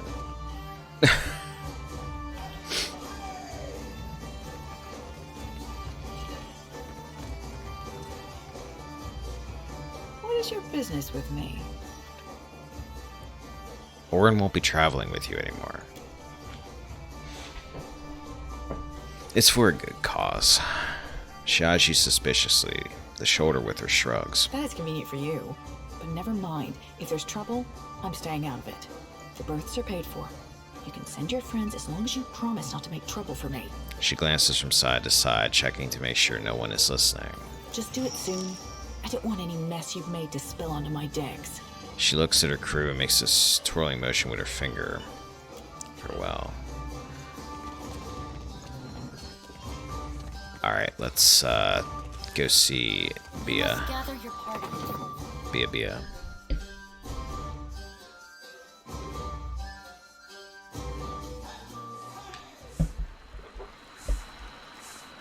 Plus, he still gets a ship.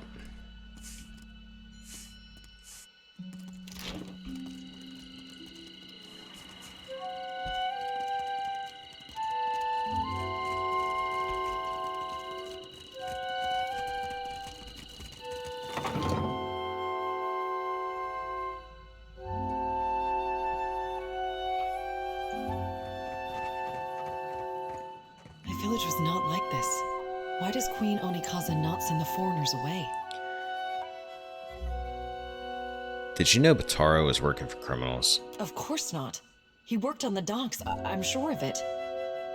Her face flushes with shock. He showed Seduzo a soulnet. Please, no more. She holds her hands to her ears, backing away from you. As you say. The Overseer looks for a reason to toss us below too. Such talk will bring him to our doorstep.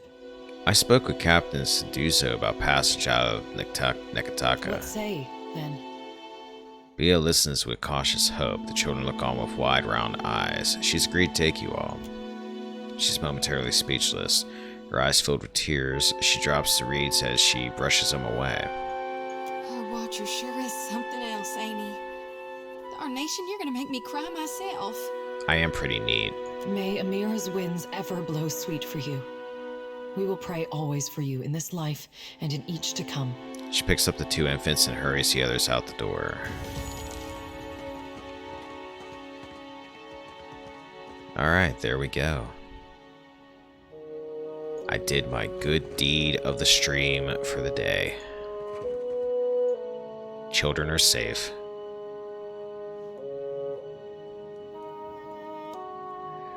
M4 is going to be just as shitty at the end of the journey because poor people never win. That is a good point. They're probably screwed once they get there, but at least I've given them an opportunity to have more chances. Maybe there'll be a shipwreck.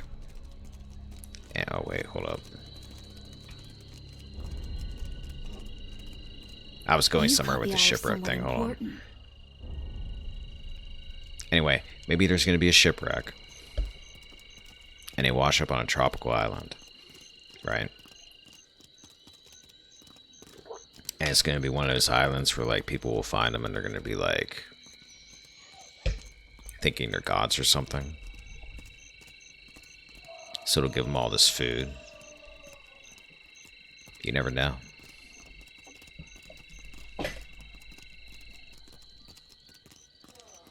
Life has a chance at throwing not only bad at you, but also good. The chances of that happening are rather poor. Who knows? Maybe they'll find a chest full of treasure somewhere. Lord knows I'm finding chests full of treasure everywhere I go. A cloaked figure sidles up to you, hidden behind a raspy whispering, long drooping hood. If you're interested in making good pay and a good friend, head to the narrows at the western end of the gullet. I was actually heading there in a second. Once you reach the alleys, go right and right again as soon as you can. Then, follow the bend to the left. Right, left. The bullies guarding the door have a weakness for chewing Svev. You can follow their trail. Her teeth flash under her hood. Tell them Dario sent for you. And remember your manners. Okay, I've found those guys before. I think Mia did right leaving the gullet. She went and did what she needed. I'll miss Bier and her ilk. It's too quiet without them. May they go find fortune.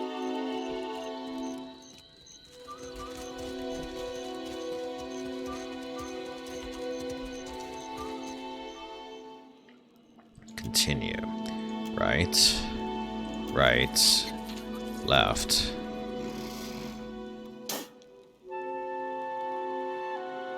Dario. Guards nod and let you pass, chomping loudly on mouthfuls of Svef. At the end of the passage is a stately door crafted of polished mahogany. Through the small slit in the door, you catch flashes of fire-cast shadows and bright textiles. The scent of sandalwood and cinnamon oil come to you on a warm draft. Whatever's beyond the door is far more elegant than anything else you've seen near the gullet. Enter the hideout.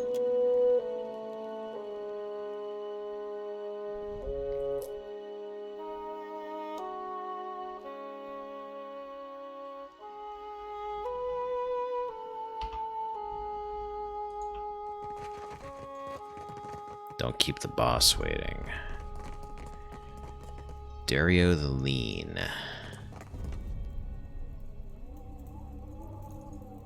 Cannon is engraved with emblem of the Royal Deadfire Company. I'm actually not doing too bad. I had 4 days away from streaming. I was hanging out with my girlfriend. She was off for a couple days. She's got a new schedule at work right now. It's just kind of messing with both of our schedules a bit, but I should get used to it pretty soon. It's messing with my sleep again, but pretty much everything seems to mess with my sleep anymore. Other than that, I can't complain. There's no longer a freaking heat wave. It's actually raining today.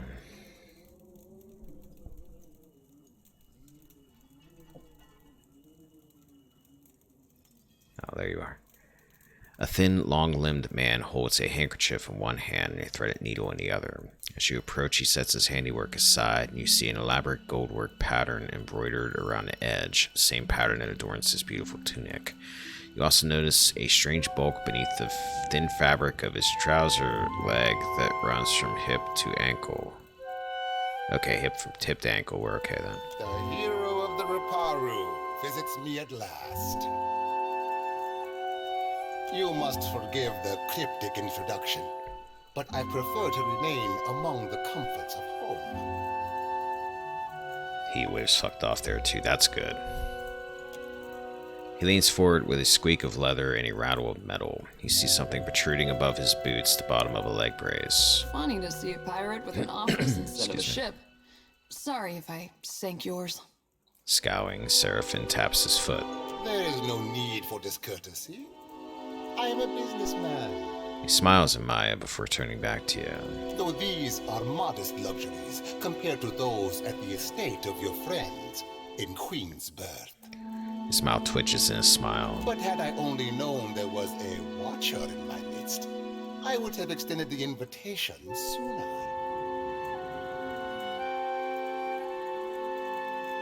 If I'd known you had such a fancy place, I would have invited myself. Why'd you invite me here? I have a job. One that could use a watcher's skills. There is an artifact called the Cornet of Waves, which is currently in the possession of a Juana named Takano. Takano, that sounds familiar. I would like you to liberate it for me. He flutters his slender hands in a way that resembles a bird taking flight.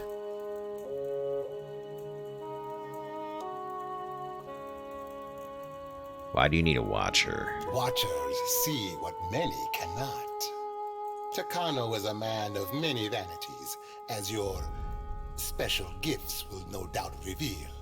His villa is on the eastern edge of Serpent's Crown, just downwind of the palace. He pauses, tending his fingers. The opportunist I first hired was too bold and found herself ejected from the district. With your genteel manners and unique talents, I am hoping you can avoid such complications and persuade Takano. After all, it would be best to avoid drawing the ire of our Mataru hosts. When you have the cornet, bring it to me. I will pay you well for it, and you will find my favor useful in this part of the city. What is the Cornet of Waves? It is an old Juana artifact. A musical instrument of sorts. One hand plays with the elaborate decoration at his sleeve. Ages ago, it was part of a pair. But its companion, the Cornet of Depths, was lost when the old city sank. Both are said to carry the voice of Andra herself. I do not believe in such superstition, of course. He frowns. What do you want with it? I have told you all you need to know of the cornet. Now, I suggest you focus your sharp mind on retrieving it. I need to ask about another matter. What do you require? What happened to your legs? A storm, a rash decision, and an accident at sea. One that took my sailing days, but not my skill with a needle. He smiles cryptically. Life in the Deadfire is unpredictable. Sometimes it takes you in its jaws, only to spit you out onto some new shore. The Principe seem divided. Which side are you on? Why must we speak of sides? Like squabbling merchants from the republics. He makes a face as if he's just smelled something awful. Once, there were no sides. Only Principe, a people united by common interest and culture. But as our fame has grown, so have our numbers. Many of these new bloods have no sense of restraint and little regard for our heritage. His long fingers stray to his shining solnet. He ain't blowing ballast, Cap. Don't mean there's a course to be charted back to the golden days, though. With a sigh, Seraphin shrugs. Listen. But we need them still. The new bloods are Principe too now. Inventive in ways the old guard is not. Inventive or not, their ships will end up in Andra's clutches. Scowling, Seraphim taps his foot. For such a serious people, you Rawatayans have most colorful imaginations. It's on the old school side. I need to speak with Mad Marina. Patience? First, you must bring me the Cornet of Waves. Oh, alright, fine. Farewell. Level up time. Intimidate, athletics. What to give you now? Out of the fire. Weapon specialization. Tumbling.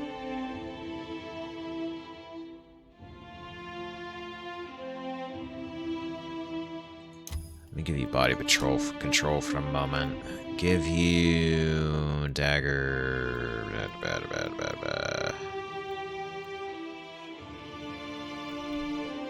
Let's give you a warhammer.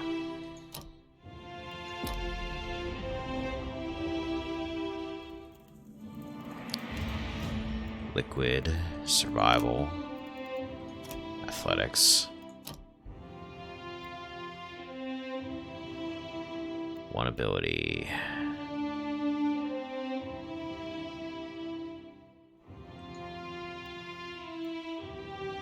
Barbaric Roar or Barbaric Shout.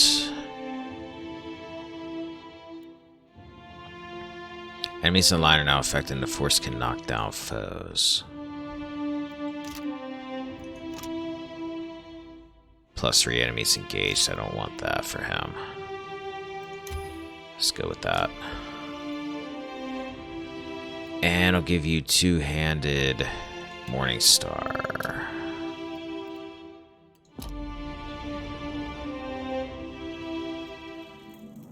And Zodi. Alchemy. Religion. Spirit of Decay. Increased penetration with acid, electricity, fire. Spell shaping. Shining Beacon. Triumph of the Crusaders. Area of effect per kill on kill plus 80 health restored. Okay. Litany for the body, Hardy. Grants a single target the Hardy inspiration. That would be nice to cast on a deer.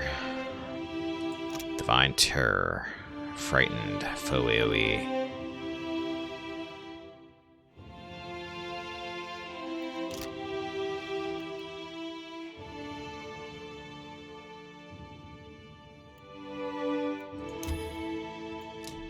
Go with that. And we'll give you a mace because you're a priest.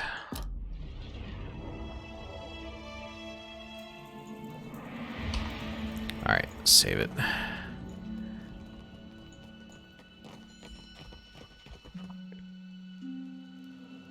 Turn to the darkness. I go to the gullet and then back in to go find a row. Since I believe I know how to get there now. Take a look at it. Explore the narrows, continue right, forward. There we go. Inspect this merchant stall. Laid out are various trinkets made from junk, necklaces strung with fish bones and shoe buckles, and a bracelets made with shards of broken glass, but the curtain sways and flaps as if stirred by a draft. You twitch it aside and discover a secret passageway. So that's what the perception check was before the last time I was here. Go through the curtain. Check tunnel one more time to make sure no one is watching. Then you slip behind a curtain and into another passageway. You're walking along with several hooded figures materialize out of the darkness. Not so fast. You gotta pay a toll if you want to visit Delver's Row.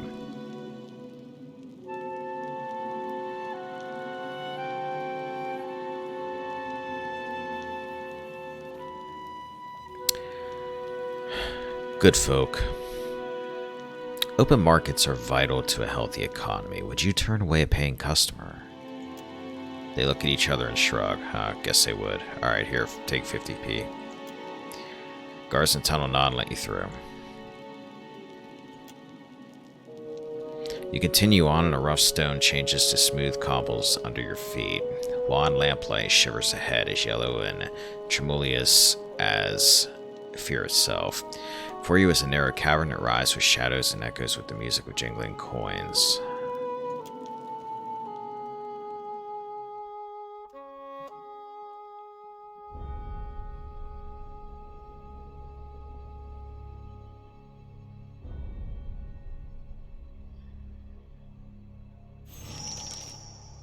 More leveling. Alright, Maya. Let's give you stealth and diplomacy. What do you have? One ability, Hunter's Claw. Ranger strikes in melee. Okay, yeah, I don't want you to have that.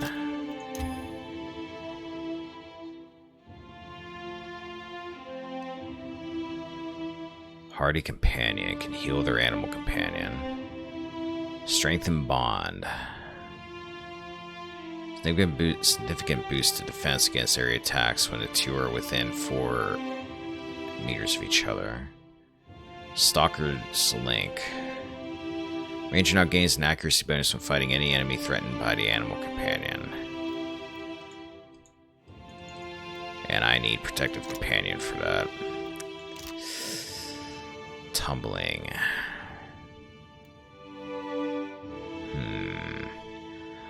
I'm actually going to give you additional defense against disengagement attacks.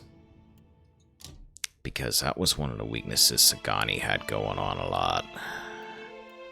I'll give you a pistol.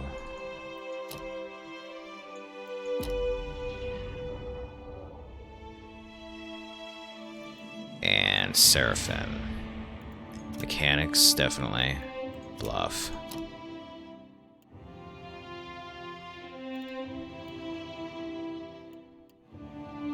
Body attunement. Self +2 armor, -2 armor. Robust. +5 constitution, +2 armor rating. Wild Leech.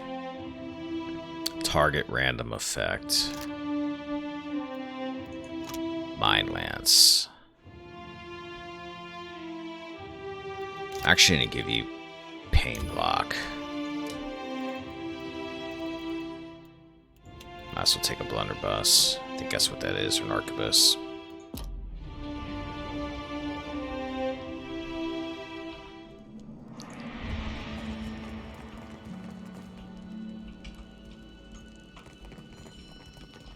It's over here. And a rant.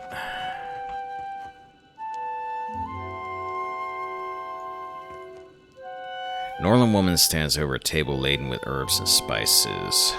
Not unlike KFC. She mixes them without looking at her work, pausing now and then to raise a sprig or a file to her nose. You realize she's blind. It's the smell of cardamom that drew you, no? Or perhaps the sting of fresh pepper. Or maybe you seek something with a stronger bite. I actually thought I smelled steak somewhere. Do you have any? She swivels her ears, but her cloudy eyes do not find you.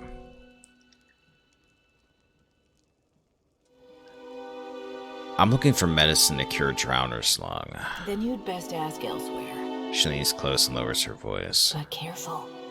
If the Mataru Overseer hears there's a sickness, might be he has more questions for you. She raises her brows over sightless eyes. What do you sell? Food, of course, and supplies for the road. Though most here come to me for poisons and venoms. I need supplies. I have plenty. Though, if you're buying poison and ailment, mind you store them separate. Bunch of fine, exceptional armor.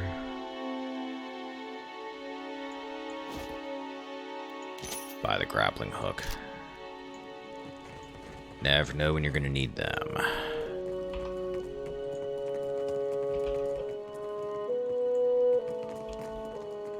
Street merchant. Looking for something to sharpen the senses, to help you leave your sorrows behind? I got what you need. See what you have. Drugs. Many, many drugs.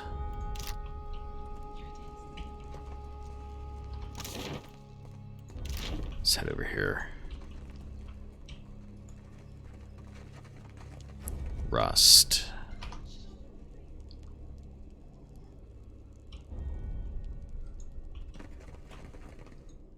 Figure in the shadows looks up at your approach, pursing his lips together in a crooked line. Think you made a wrong turn, Bilger. You don't belong in the row. You don't belong anywhere with just that haircut. Mostly just reagents and solutions, really good for enchanting and crafting. Have to remember that. The name is Liquid. I know who you are. I make it my bag to keep my eyes on the new fish that end up in the gullet. Rats round here been whispering about you. I'm guessing you're looking to buy some art, yeah? He lightly traces a finger across the hilt of an emerald-encrusted stiletto hidden within the folds of a dark leather tunic. His narrowed eyes seem to dance in the magical light as the gemstone pulses with a caustic glow. Right half of his mouth ascends menacingly as he dips his head and peers at you from underneath his brow. You're an assassin? You're answered with a thin-lipped scowl as your words echo through the alley. Would you be interested in joining my crew? Sorry, Bilger. I work alone. What sort of payment do you require for your services? Depends on the craftsmanship required. We don't know each other, so let's keep our dealings within the gullet, yeah? With a furrowed brow, he glares at you but says nothing. I'm looking for a cure to Drowner's lung. Keep your rotten ass away from me, Lunger. He takes a step back from you. You want to talk to a Valian that goes by her Netso. He runs a shop down the street, here in the row. Don't tell him I sent you. And don't say I never did you any favors. I'd like you to handle a problem for me. Head swiveling side to side, he darts a cautionary glance, then shoulders straightening, he leans close to you. Go on. You smelled a hint of ale on his breath as he nearly hisses the words.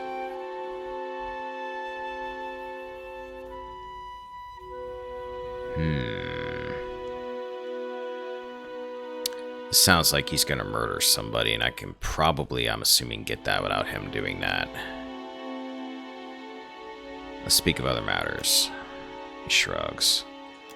Bye. An alley narrows to a dead end.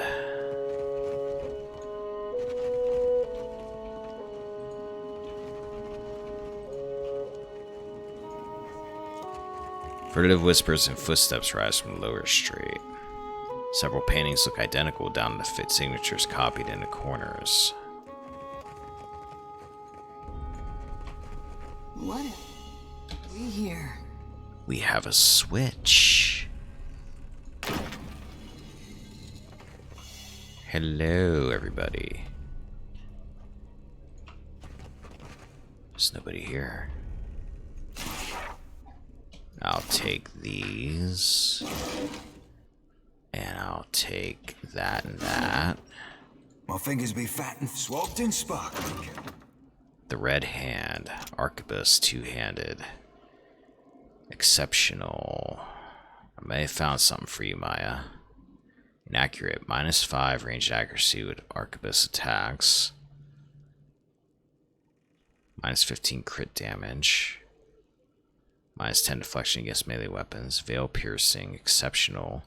Fires 2 shots before reloading but has a reduced range. No rest for the wicked. 1% damage dealt and received on kill until rest. What enchantments do you have? Guilty Conscience. 2% damage dealt and received on kill until rest. Stacks 20 times.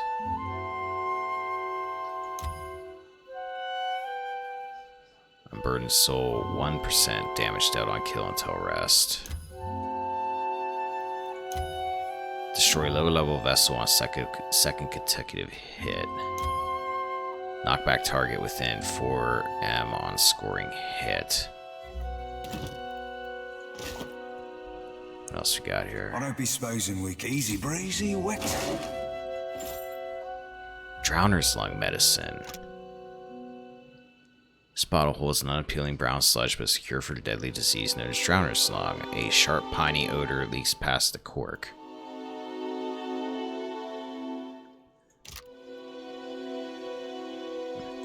It's kind of funny because I'm guessing there's like just this big label that says Drowner's Lung Medicine right on the side of it. I circumvented an entire quest. We're gonna take that. Where's that thing I got?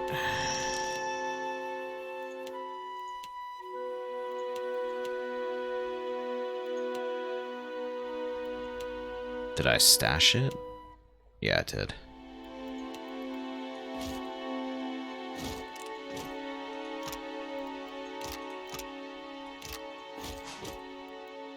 And actually, I'm going to give this back to Zodi for now, since she just has a regular crossbow. Normally you have to walk around and into the nearby shop and either do a quest for a sleazy merchant or pay him a fair sum of cash. Yeah, screw paying him cash. That was the right way to go then. I just went around it. Kinda wonder what the quest he was gonna give me was, though. My fingers be fat and furry, swapped in sparkling, Cap. I wonder if it's a good idea to go out this door. You are looking for something, amigo? Perhaps I have it. Oh, I found it already. By the way, don't pay any mind to the fact that I just came out of that room that I absolutely should not have come out of in front of you. Ernezzo has not seen you before. You must be new. New or very good at disguises. The man chuckles. He peers at you through half-moon spectacles. His face is hidden behind a thick but well-groomed beard, and his eyes constantly dart between you and the doorway. Ah, but you are the one the Roparos speak of. They are most fond of you, but not so discreet. He waggles a finger. But how did you hear about this place? Wait, no. Do not tell me. Sometimes it is better not to know. You're right. It's a really good idea that you don't know how I just found this place. There is something I can get for you, yes? Tell me quietly. He leans in. I don't remember what the heck this medallion is. I need supplies. Of course. Only do not tell anyone where you got them. Garairi Cuirass. What's that? Legendary, +1 armor. Segmented Scutum. 10% of incoming hits converted to grazes. Slight armor. It's way out of my price range right now, but...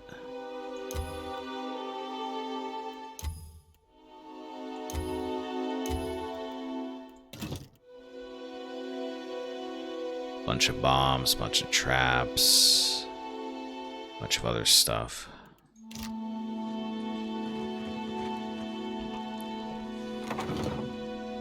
Alright, yeah, that's done. That was easy.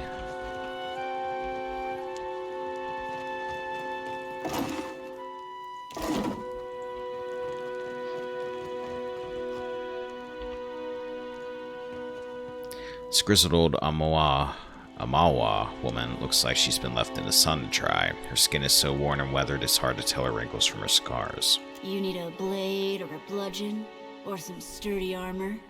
Umani has what you seek. The old woman gives you a grin that multiplies the wrinkles in her face. Show me what you've got. Old Umani stock is tested in the hands and throats of the fiercest sorts in the gullet. Never will you find a better selection. Rekvu's fractured cask grants immortal will. Its immune interrupts while they carry one or more injuries. Undying burden. +1 athletics grants second wind. Incoming weapon damage is reduced as health is lost. +2 constitution. It might be nice for a deer. Can't afford any of it right now, but...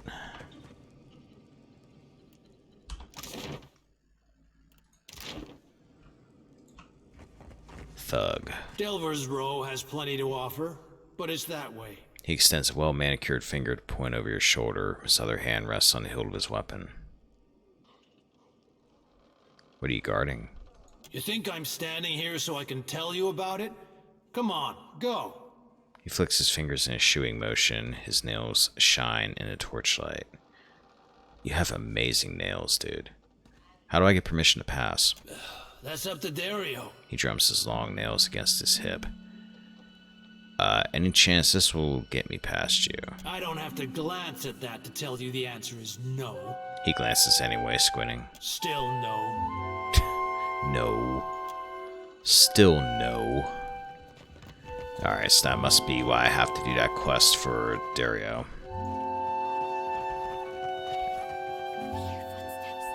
Something approaches.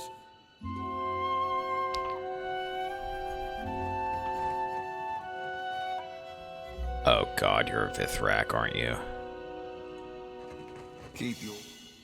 Oh. Whether I open. Oh, okay, hidden. For some reason, I thought they just turned hostile on me when it paused. Okay, you don't have anything to say. There's the hidden object. Ring of Regeneration. I'd probably have to kill you guys for that. What is this Kith creature? Vithrak cocks his head and focuses his many eyes on you. His strange companions also stare at you with unnatural intensity. I've crushed bigger spiders. Just say the word. What secrets does it bring? Feel a gentle scratching in your head. Another voice speaks directly into your mind. Let us see. Let us see. The Vithrak clicks his claws together in delight. Keep your other eye open, Ken. A fork probing ain't much to worry over, but I'll be a two-headed ogre if that's the only trick up them silk sleeves. Seraphin scrutinizes the Vithrak. Meanwhile, the Vithrak scrabbles and slithers deeper into your mind. What secrets do you want? Any. All. It plunges into your thoughts and fumbles for one. Yes, you came to Deadfire seeking knowledge, too. Let's talk instead. Why don't you ask me what you want to know? The language of tongues is a dull, tedious thing. He snaps his mandibles together. Why ask when you can see for yourself? Vithrak reaches further into your mind, plucking and picking at your memories. A watcher, the deerwood, the wasteland of the white that wends. Wait. A death, a life, a wide sea, stirred by storms and pirates and... Aethys's giant glowing head surfaces in your mind. A wonderful secret. You hear the Vithrak clack and rub its mandibles together. Reminds you of a glutton licking his lips. What are you doing in the gullet? We dig. There are many mines here with many secrets, many depths with even more. A city under a city. Another in the ruins. It teems with young secrets, rivalries and betrayals. We seek the older secrets, buried deeper and carved on weathered stone. Your friends, the broken down creatures of this place, they know the old secrets. They know, but they do not tell me. Creature's probing psyche traces a question in your mind. Its strange companions stand perfectly still, waiting. Will you tell me a secret? Yes. You have been generous with us. The ogres nod slowly. There is a place below the slums. Old, cold, abandon, where the city swallows those it wishes forgotten. But this place was once part of the city. So was its temple, a site holy to the goddess of distant, forgotten things. Do you know where I could find a buyer for something like this? What use have we for silly trinkets? Ernesto would desire such things. It waves it away with a clawed hand. I need supplies. Spindleman's Grimoire.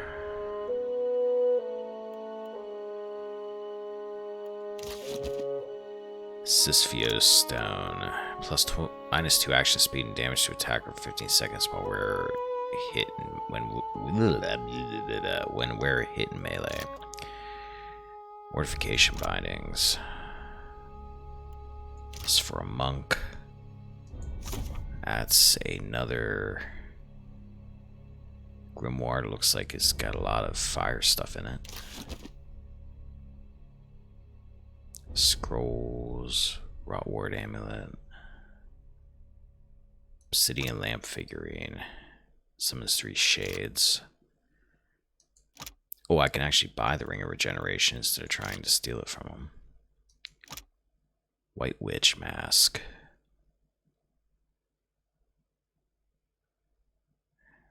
That grimoire actually has a unique spell. Like it's the only grimoire with that spell. The more expensive one. The was it the dragon scaled one?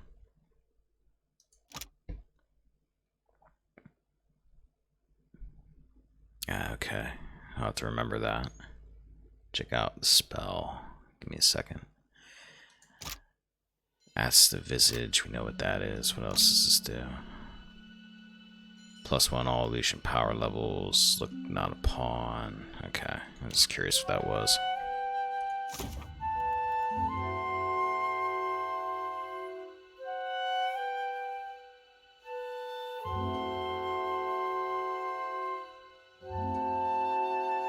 The Draconic Fury?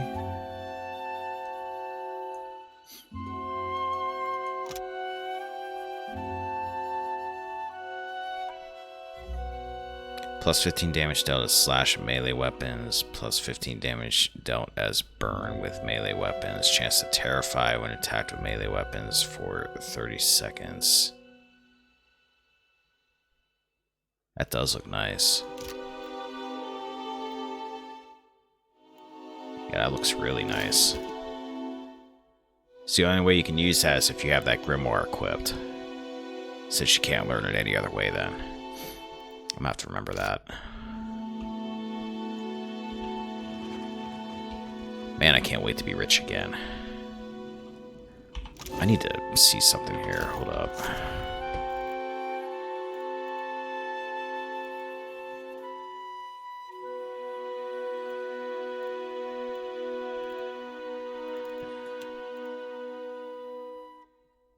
Trade secrets. Showed a princess medallion could offer me a lead to more information. Okay, that's what that medallion was about.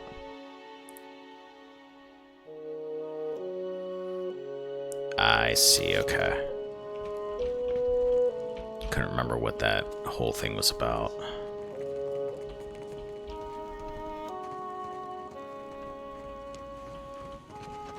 Well, while we're here... There is something I can get for you, yes? Tell me quietly. What do you know about the Spindle Man? Merla, it is a dangerous pest. He crosses his arms and shudders. When it dug its lair, it did not even ask permission of their... of the boss. Good way to be getting slit stemmed astern, that. His scarred lips frown.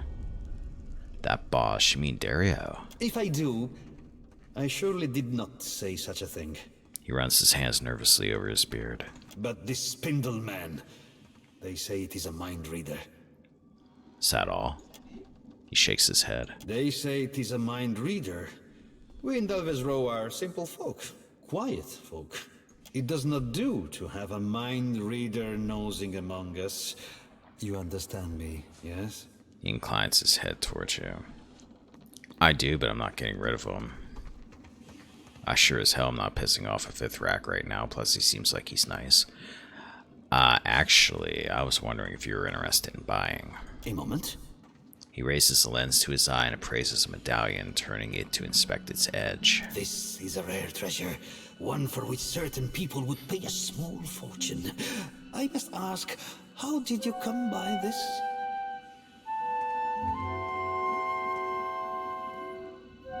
I saw a beggar trying to pawn it for Sveff, and I promptly relieved him of it. Then you have quick eyes and quick hands. But who might want this old thing? He turns the medallion in his hands, frowning at you in thought. You might speak with Dereo the Lean. He would be interested to know that such goods are drifting. He smiles amicably. I've met Dario already. Good. Tell him that I will keep this safe for him. He tucks the medallion into his pocket and pats it. Was there any other business you wish to discuss? Nope.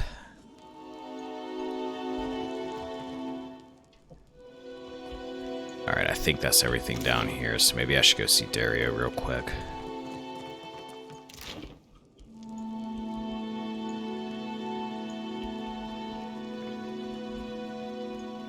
Unless he wants me to do that quest before he actually talks to me about anything else, but we'll find out. Let's go to his hideout. Very thankful I don't have to try to navigate the Narrows again. Thank you, game.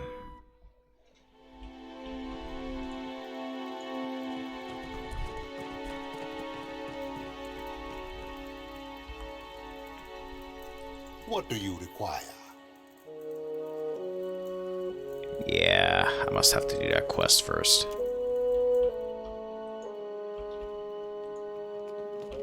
Alright, we'll do that at some point. Let's leave. Oops, wait. Go to the gullet, that's what I meant.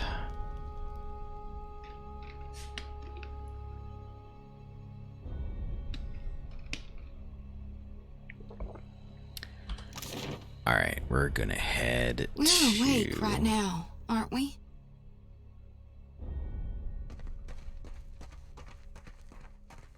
Is there another exit out of here? I guess not. Oh wait, there we go. That's what I'm looking for. That's what I'm looking for.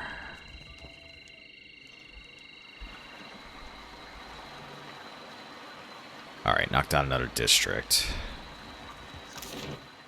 Let's check out the Brass Citadel. We'll save the Sacred Stair for last.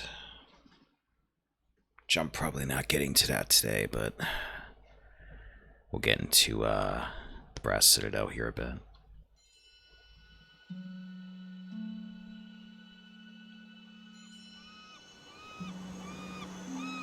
Been a while since we crossed cannons, Seraphin. What is your business at the Brass Citadel?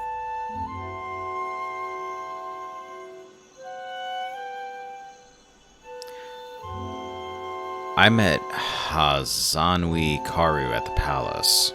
You're the Watcher. The one who nearly caused a riot in Queensburg. His mouth quirks in a grin. The Grand Secretary at Sura wants to meet you. His office is on the lower level of Imperial Command. Up the stairs. He points to the steps. Don't forget you want Pelagini and your party in the Sacred Stairs. Alright, I'll remember. Once you're inside, go downstairs through the room on the right. What about the Hazanui? Her office is at the back of Imperial Command. She is busy organizing other matters. He clears his throat. But I am sure she will grant you an audience. Since the gentleman outsailed that Rawatai scow off of Hasongo, if I rightly recall. Sharing a crew saves me a bullet I'll need elsewhere, so thanks. Anytime, lass. I'm a merchant. I've business inside. You want to see our walls, our cannons, our powder house. You must think I'm an idiot. Ak, you got one thing right. Well-dressed Valiant and a young but determined guard are arguing by the gate. The Royal Deadfire Company is a trading company, is it not? And you are on Kahanga soil. You cannot turn me away. Valiant's words only anger the guard further. Her face darkens as she grits her pointed teeth. The Brass Citadel and the Royal Deadfire Company operate under the auspices of the Ranga Nui of Rawatai. She straightens her shoulders and crosses her forearms over her chest in a stiff salute. We answer to him, not to you. And certainly not to some tribal queen of Nekataka.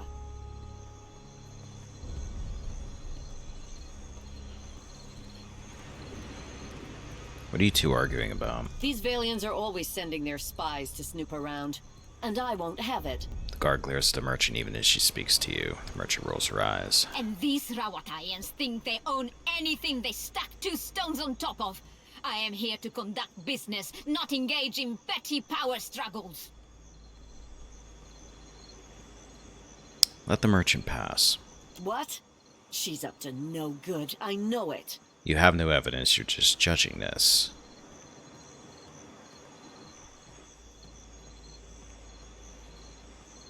No, you just don't trust Valians, and she's right, this is no way to run a trading company post. The guard makes a frustrated sound at the back of her throat. Fine. But if you're wrong, we're gonna have a talk later. She glares at you before nodding the Valiant on. Agrassi, my friend. She doffs her hat to you before departing. Yes, we will have a talk, you and all 6 of us, counting my bird. And let's check up here.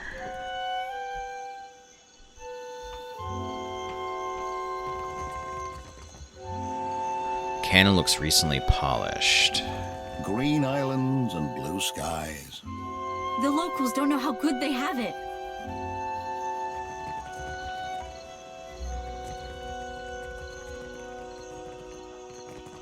Tumara. So you fell for all of Nitehi's flowery talk of cultural pride.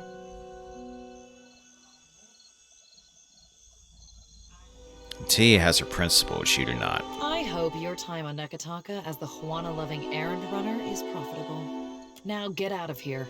We're done. Why does your Ranga carve his name into a rock? The Ranga Nui, and it's a commemoration to show what he built. Oh. Then did your Raparo also write their names on other stones? Hang on a second.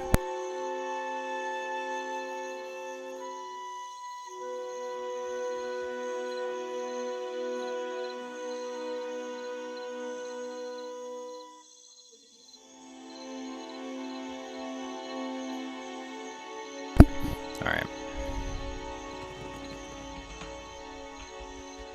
Let's look up over here and then we'll check out Imperial Command.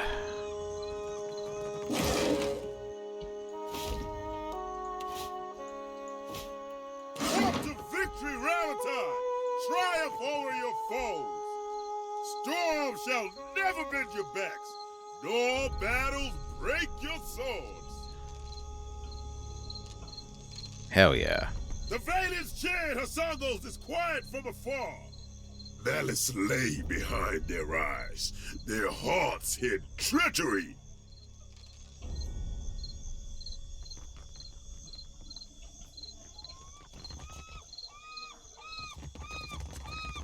Keep your pirate friend in line around here. You don't worry about my pirate friend. That's locked. Alright. Let's check out the command.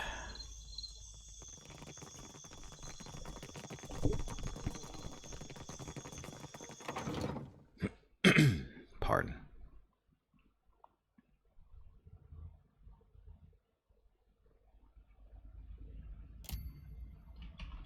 Ooh, that's neat. Will do. They're on a coral thrums with life-sustaining magic. Alright, let's start over here.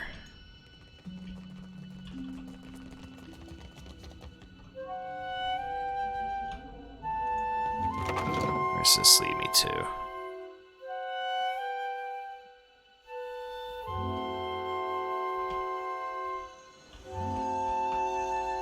Aw, an orphan dog.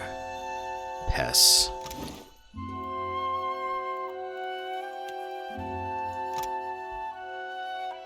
Melee damage is increasing. Your party's melee attacks are more likely to critical hit.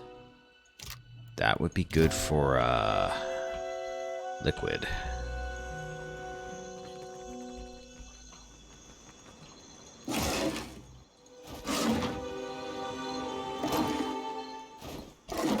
Sorted junk. We'll make our way to lower command later.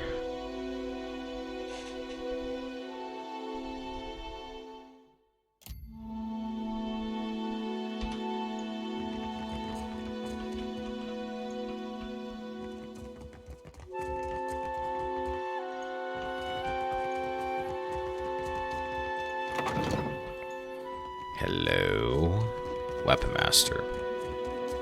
We've got to be ready for anything.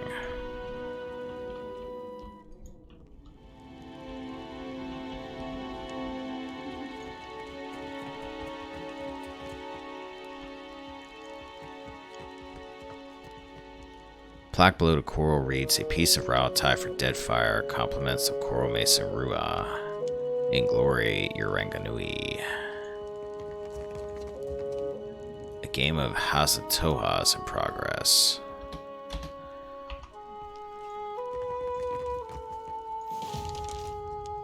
Hazanui Karu paces near her desk, looking like a shark circling the shallows. She clenches a long, elegant pipe between her teeth, the smoke trailing in acrid wake behind her.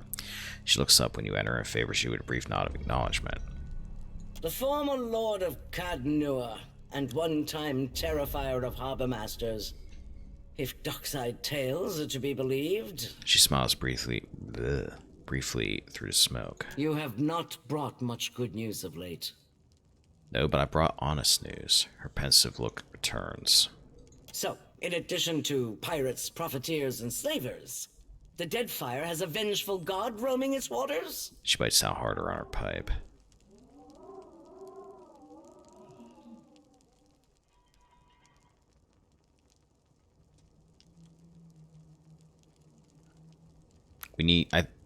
I need to learn more before we speculate on his motives. If your report is true, he's stumping port towns into craters. I don't much care why he's doing it. He must be stopped. She halts, turning to face you. You're finally able to get a good look at her. She's not especially large for an Amawa, but she carries her shoulders high. Her weathered face looks to have seen many storm-blown and sun-beaten days on deck, yet her eyes are sharp and keen.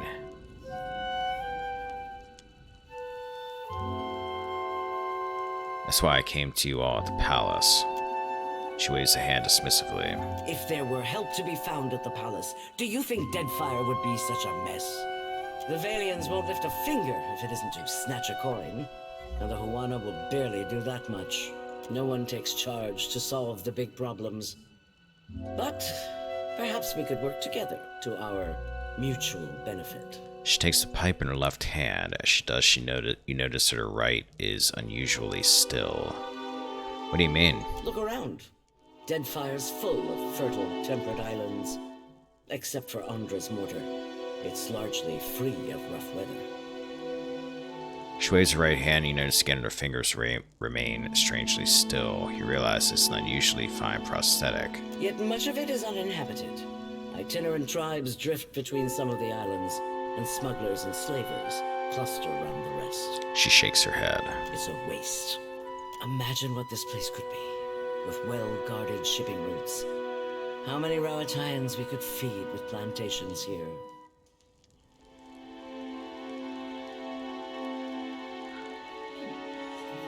So you're exploiting Deadfire for the sake of Rauatai. That's a naive view. One our enemies are keen to promote. She scowls, biting down on her pipe. Maya rolls her eyes. Rautai's violent storms have shaped and hardened us as much as they have our homeland's rocky terrain. But it remains a difficult place to live. So, we rely on trade. And on plantations we've established here. And those developments also create a more stable, productive Deadfire. She spreads her hands wide as if that explains it. What does that have to do with me? You've got a good head on your shoulders. Deadfire needs more of that. Well, thank you kindly.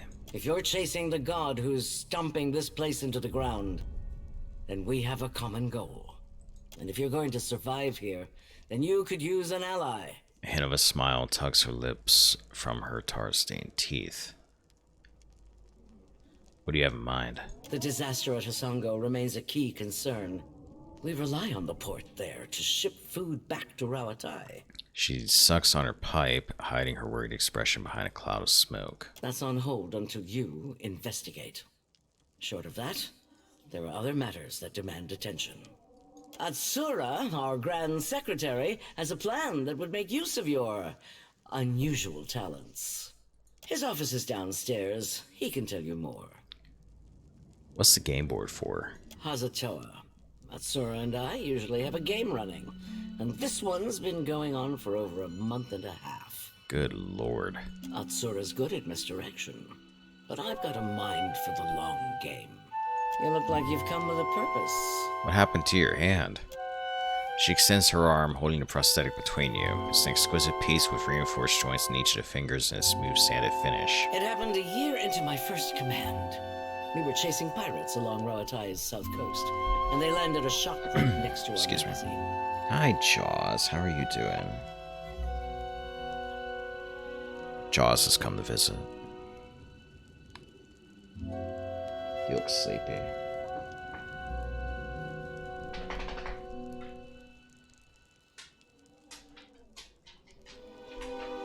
A lucky hit. She's quiet for a moment. I ran below. The fire was already spreading and making for our powder stores. What'd you do? I smothered what I could with my uniform, pulled the rest away with my own hands.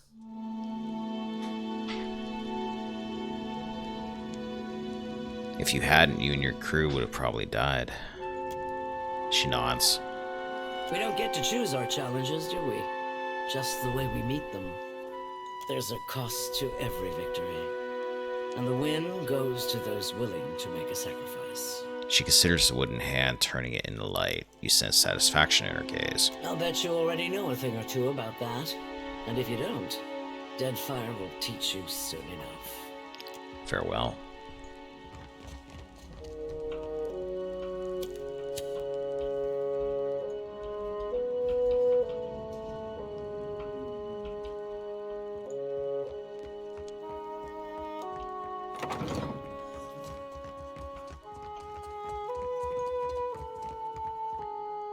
A young woman with a bright, wide smile and eyes to match raises her hand and gives you a quick but enthusiastic wave. Then, with an exaggerated look of embarrassment, she stops herself and crosses her forearms over her chest. I always forget that part. Say, you're the Watcher of Cadnua, aren't you? I've never met anyone famous before. Do you want an autograph? Except the Hasanui. She yells at me sometimes. Her grin widens impossibly. The Hasanui yells at you. Oh, all the time. She screws her face up into a look of mock seriousness. Still, she can't help from smiling. Where's my white leaf? Stop daydreaming. Support me. If you lose the ledgers again, I'll have you clean the latrines. At this last comment, she leans close, her eyes wide and voice low with awe. All this time, I didn't realize she knew my name. Are you always this excitable? It's just, this is my first time away from the rough country. I'd heard there were thick, green forests and sandy beaches without a storm in sight, but I never imagined this. She shakes her head in wonderment. You must have traveled lots, seen all sorts of amazing places. Sabormi folds her hands under her chin, watching you intently.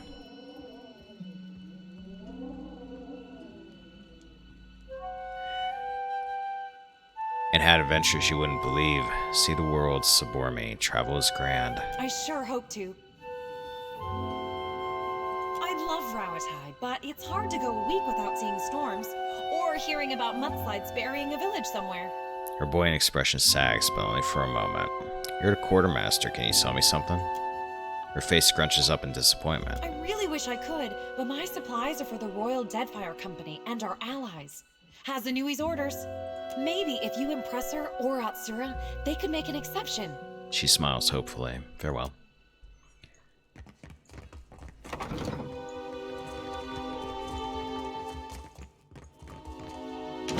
Alright, let's see what we can loot. solution.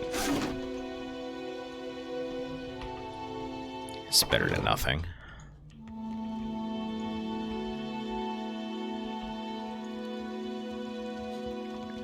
Hail, hardy traveler, blizzards of your land, something or other. Alright, let's go to the lower command.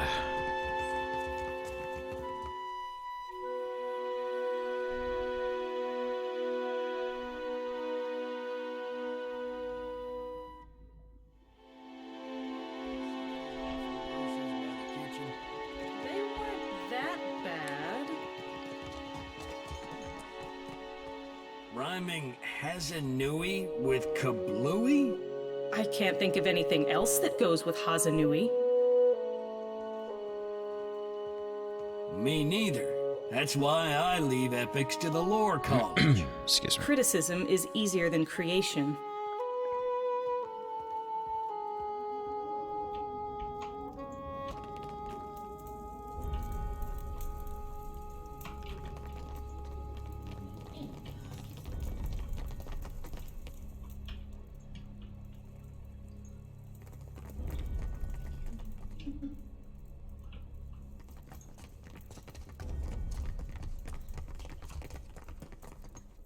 Someone has posted an earnest but excruciating attempt at epic poetry.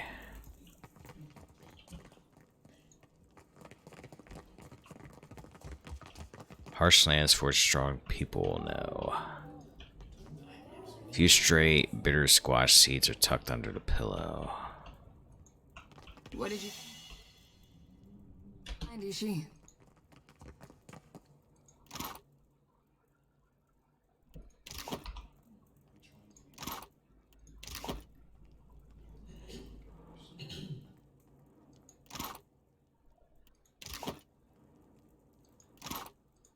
Mine.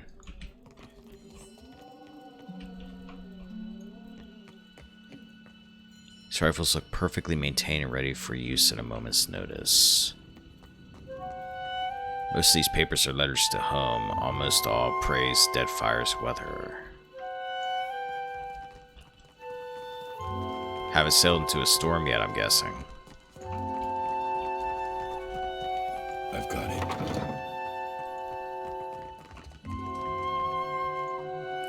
A plaque below the coral reads, "As we shape coral, so shall we shape nations. In victory, your Ranganui." Hello. The man behind the desk regards you with attentive, unblinking eyes and a perfectly open expression. His smooth features make it hard to pinpoint his age, though the crinkles at the corner of his eyes suggest he is not especially young. He cocks his head, taking your measure. He pauses before speaking, just a little longer than seems normal. When he finally does, he crosses his forearms over his chest and gives you a slow, exquisitely courteous nod. The whole gesture is so perfectly choreographed that it seems he must have practiced it many times. Watcher Nui, the Lord of Cadnua. Gives you a sleek half smile that reveals a row of perfect pointed teeth. In his careful stare and pause before he speaks, you recognize he's studying you. I'm not one for ostentation, but your remarkable display at Queen's birth suggests that you are an individual with skills, not mere style. Well, thank you. I like to think so too. Who are you? I am Atsura, Grand Secretary of the Royal Deadfire Company. It sounds like a significant title, but he is strangely emotionless. He might as well have been describing the color of his clothing. What's your business here? Rawatai has long maintained trade interests in the region. He gives you that unusually placid smile again. While our homeland is rich in saltpeter, the violent climate and rocky soils make it a poor source for most other basic staples. It's my business to look after the mainland's interests here. He spreads his hands wide to include his rather plain, dim office. Do those interests include Luminous Adra? That is a Valian frivolity. Leave it to them to observe a substance that occurs nowhere else on Aora, and immediately set about pulverizing it for profit. A ripple of distaste passes over his features. What would you do with it? Nothing. We know too little about Luminous Adra to understand the consequences of ripping it out. Pauses and considers you. Dude's got a point. Perhaps you can help me keep them from doing more harm. What do you have in mind? The demand for luminous Adra has sent the Valian Trading Company into a frenzy. Their expeditions grow too bold, and their officers too greedy. He puckers his lips as though at a lack of discretion at a dinner party. Worse, their rapid expansion attracts pirates and threatens the outlying Juana tribes. This risks souring the Kahanga royals against all foreign involvement. He inclines his head like he's about to let you in on a secret. But you can curtail their growth.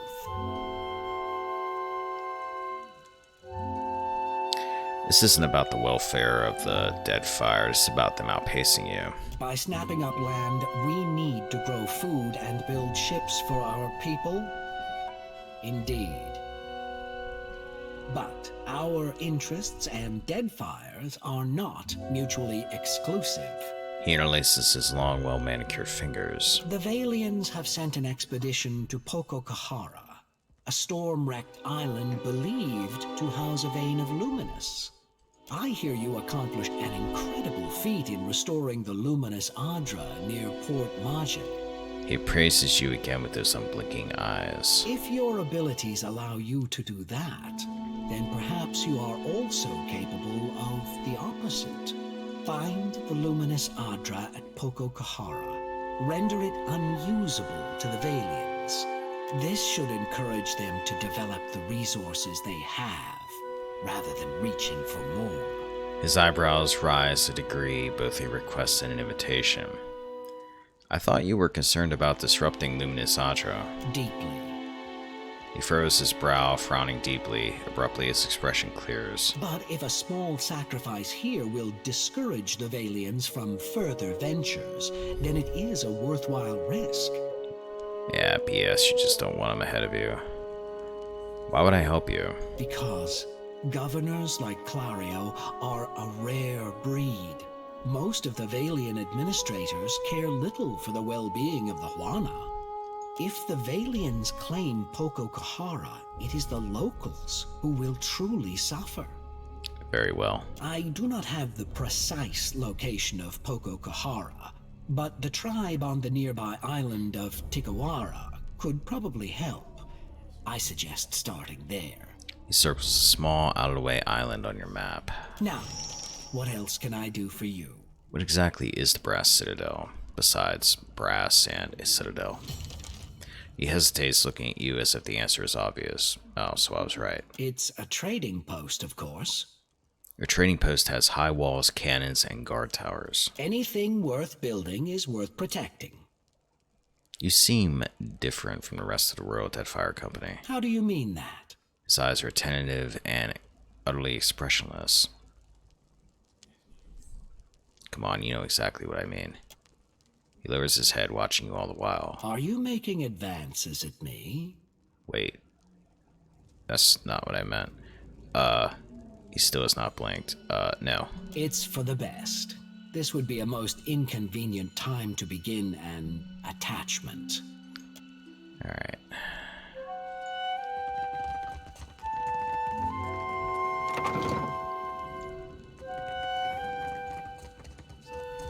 Food-stained tally sheets tucked beneath this battlefield model suggest it's been used for recreational purposes.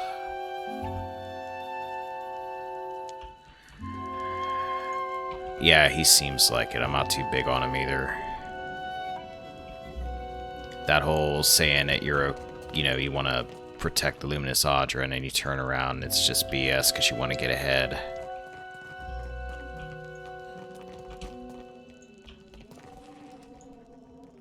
Maybe I'll be able to screw him over at some point. Your pirate friend belongs here. Oh yeah, well you belong here.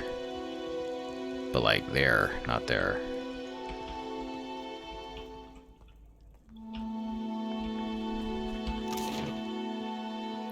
Alright, it looks like that's it for this area.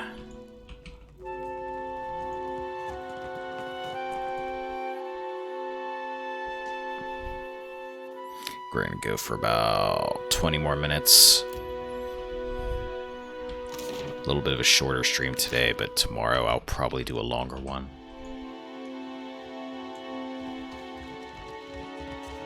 10's a good time to stop anyway, though, because I need to feed the dogs and get Ruger his pill at the same time, so I may actually be on early again tomorrow, I'm not sure.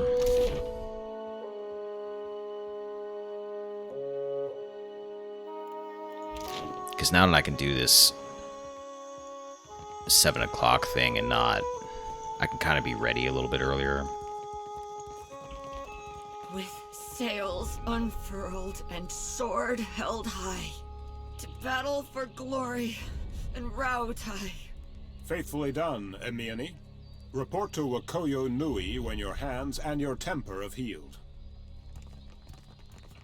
That's the last time I ship out with some soft-handed runt. Come to gawk, too? My punishment's over, you know. She looks away and crosses her arms carefully to hide her burned hands. Jesus, man, what'd they do to you? Why are you holding a red-hot cannonball? She glances back at you, a look of defiance in her eye. I punched my captain. Oh, okay. Atta girl. Seraphin's eyes close as he nods along. Sodi lifts her chin in interest. Really like the Hazanui. He seems alright. What I've seen of him so far. Her so far. It's as if the mere mention of the incident takes her back to it. Her face darkens with anger and a bitter snarl transforms her features. Then maybe he shouldn't have insulted my aim. Like I don't know the difference between a smooth and rifled bore. She shakes her head, quietly stewing. What are you gonna do now? I'm not reporting back to Wakoyo, that's for sure. I crewed on mercenary ships before this. Come to think of it, that suited me better. She grins impishly. Still a scramble root at heart, I guess. But I'm plenty experienced. Maybe I'll see if anyone's looking for an expert cannoneer. I could use an experienced cannoneer on my crew. She looks you up and down, considering your offer. Don't take this the wrong way, but I only crew with captains I know. Either personally or by reputation. You've not heard of me? I'm sure you're capable. But I don't know enough about you. Yet. Her eyebrow quirks up in hopeful suggestion. Let's talk again when you've made a name for yourself. Okay, and you just have fun with your cannonball. For the moment. Officer's Lounge. Excuse me.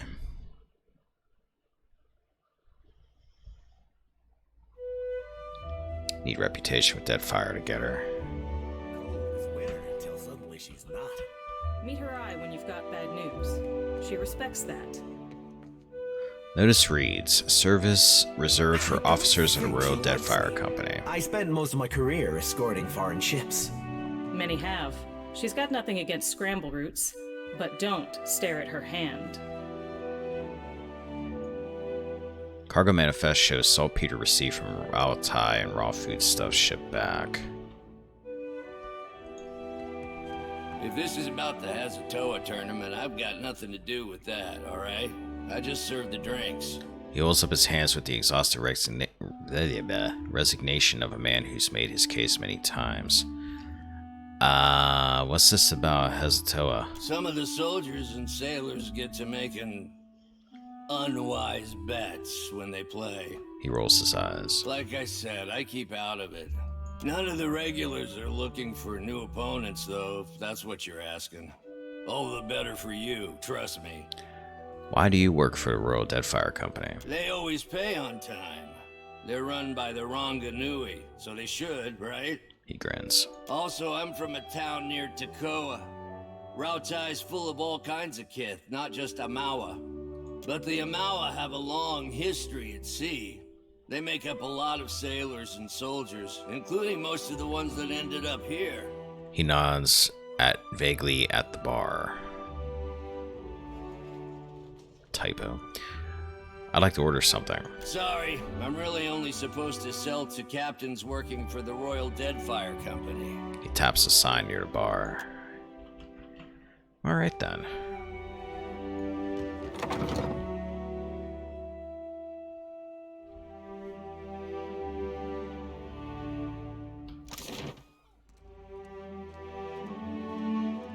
Okay, I may, if I do this quick, be able to get this whole district done before I stop.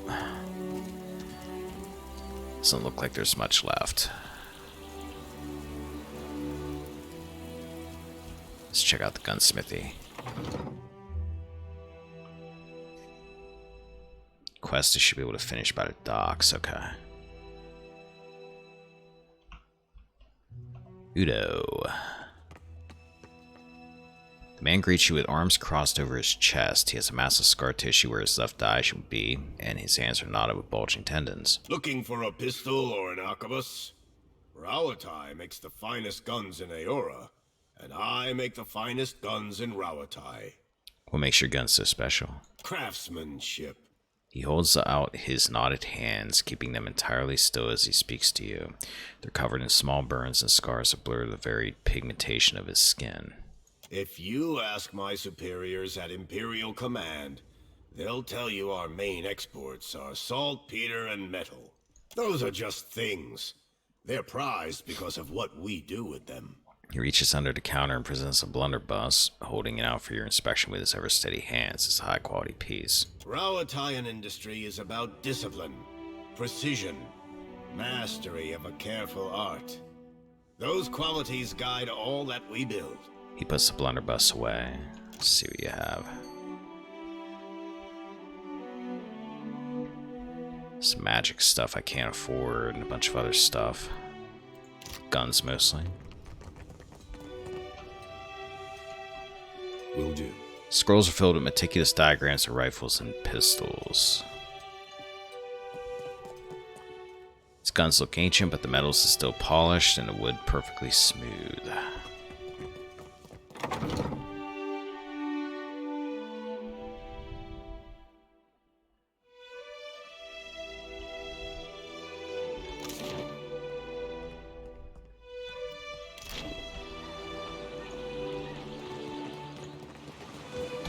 Sorry, friend. I can't. Metal is smooth as marble and polished to a shine.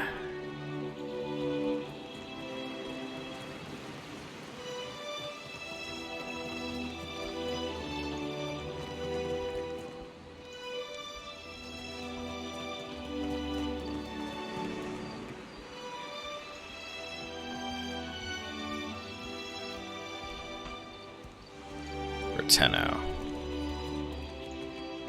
Beat it. I don't have time to chit-chat. The thin Valian glances over your shoulder with an expectant frown.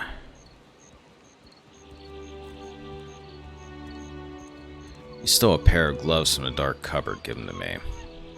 Not a chance, amico. He narrows his eyes at you. Fascina sent you, didn't she? Postenago, just for these? Shaking his head, he pulls a pair of fine gloves from his pocket, studying them with evident disappointment. Soft as down, but not a single fence willing to pay me a fair price. Maybe they've got imp stink all over them. You're gonna have a hard time selling an archmage's gloves for fast coin. Should have guessed these were bad luck. Well, it's too late to go making smart decisions, isn't it? Not necessarily. He opens his mouth to say more, but something to the southwest distracts him, and his expression fills with dread. Here he comes, and I'm too late. If Hamuto doesn't give me an extension on my debt, I'm a dead man. Keep your mouth shut and follow my lead. I can recruit Fascina as a sidekick after I do. Ooh, okay. Glancing you, Berteno shrugs and swallows down a lump in his throat.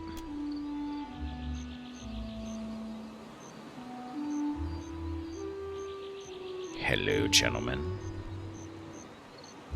A unit of steely-eyed sailors approach the docks, clutching pikes and firearms with quiet professionalism.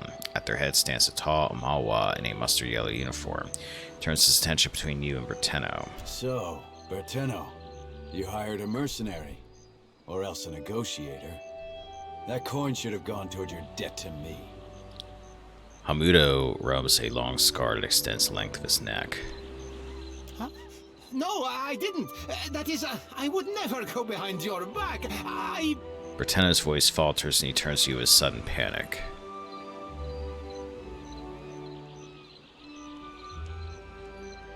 Berteno, shut up. The adults are talking. Hamuda's eyes brighten and he nods. The soldiers around him chuckle with approval. I like dealing with people of substance. He nods softly. This is a private matter. Your interference is unnecessary. Hamuda spreads his hands in a peaceful manner as the soldiers level their guns at Berteno. You sound more reasonable than I was led to believe. Do I? One can be adherent to the tenets of maritime law and still be seen as a monster. What's your plan for Berteno? Indentured servitude.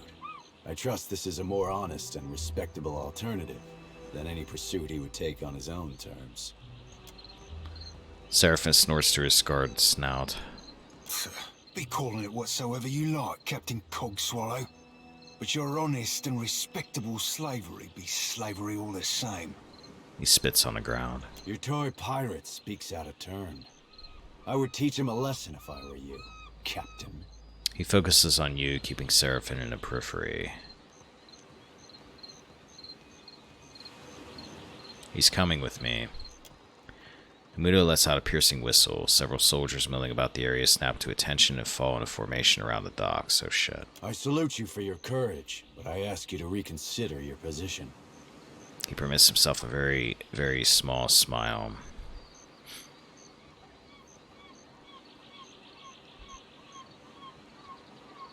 I should have good intimidation. My business is with Hamudo. Does anyone think I'd hesitate to go after you next? Several of the reinforcements Hamudo rallied to arms trade uneasy glances. Slowly at first they lower their weapons and sheepishly back away from the scene. Cowards! There will be a reckoning, for I know each one of your faces. He turns to regard seemingly everyone in the district. Perhaps I can pay what's owed. How much is it? You must care a great deal for this insufferable little worm to stake your purse on his freedom. Hamudo taps his lower lip in thought. 400 pyres are what Berteno owes. And I will accept that sum to have this sorry business concluded. Oh, alright. When our business is concluded. Hamudo signals his men to stand down. After a hateful look, they lower their arms and follow their captain's lead. 400's not that much. I can't believe I'm finally out of debt. For the first time in my life, I'm free. Tenno claps his hands together, tears brimming at the corners of his eyes. Oh, alright. Slap him. His head snaps to the side and he slowly turns to you, cupping his cheek and looking stunned. What was that for? I'm sorry, sometimes I just get the urge to slap people. My hand slipped. You stay away from me, or my captain will hear of it. He stumbles on his feet with his haste to dart away. Alright, I got the gloves back, that's good. Sweet! Alright, Fleet Master's office and a powder house, let's go.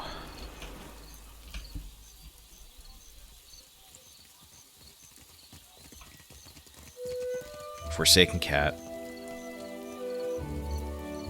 Kajukes.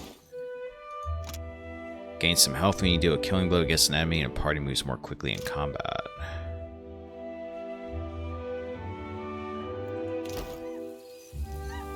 I'm sorry, but this area is strictly off limits. Youngguard draws himself up to his full height, crossing his arms. What is this place? Private property of the Royal Deadfire Company, that's what. He eyes you warily.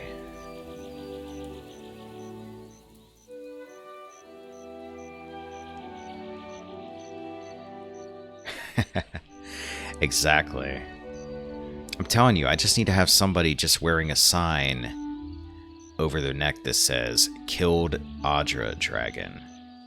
And then under that, "Killed Consulhat." I don't care about your little captain. Can I just look around the side, pretty please? Sorry, my orders come from the Hazanui herself. Alright, we'll leave that. Fleet Master's office.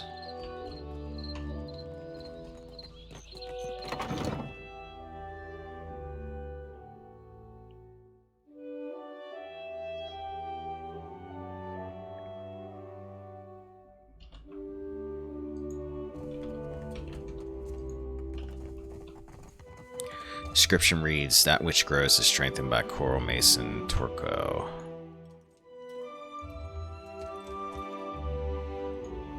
Map shows shipping routes from Deadfire to Rautai. Can't get in there. What's your deal? Clear skies, my friend. Koyo crosses his arms and tips his head to the side. A long scar traces a path down his face, curving sharply where his cheek rises with a smile. Seems like everybody has a scar. I want a scar. Liquid Captain and Defiant at your service. I know of you already, Captain. Maya, I assume you vouch Excuse for me. your new captain. He turns his focus towards Maya and Ishisa. On occasion. Why? Your ship, unmoored from Deadfire politics, is an asset I would grasp with both hands. An arrangement can help us both. You will empty the seas of competition in exchange for profit. Aren't you afraid of privateering will start a war? An official reckoning is drafted to account for every cannonball shot in the name of Rautai. Our paperwork is most thorough. For every ship sunk, there is a legal justification. Our enemies will know the war is started on the day we fail to turn in our paperwork. What bounties do you have available? A Scylla wave skipper is your first target. A pirate shirking any pretense of lawful conduct in the open seas. Koyo grimaces and itches at his scar. I'll take the bounty. Most excellent. A Scylla commands the Voyager River Dragon, which pesters a group of islands to the southwest of Port Mage. Farewell. I'm actually going to stop right now.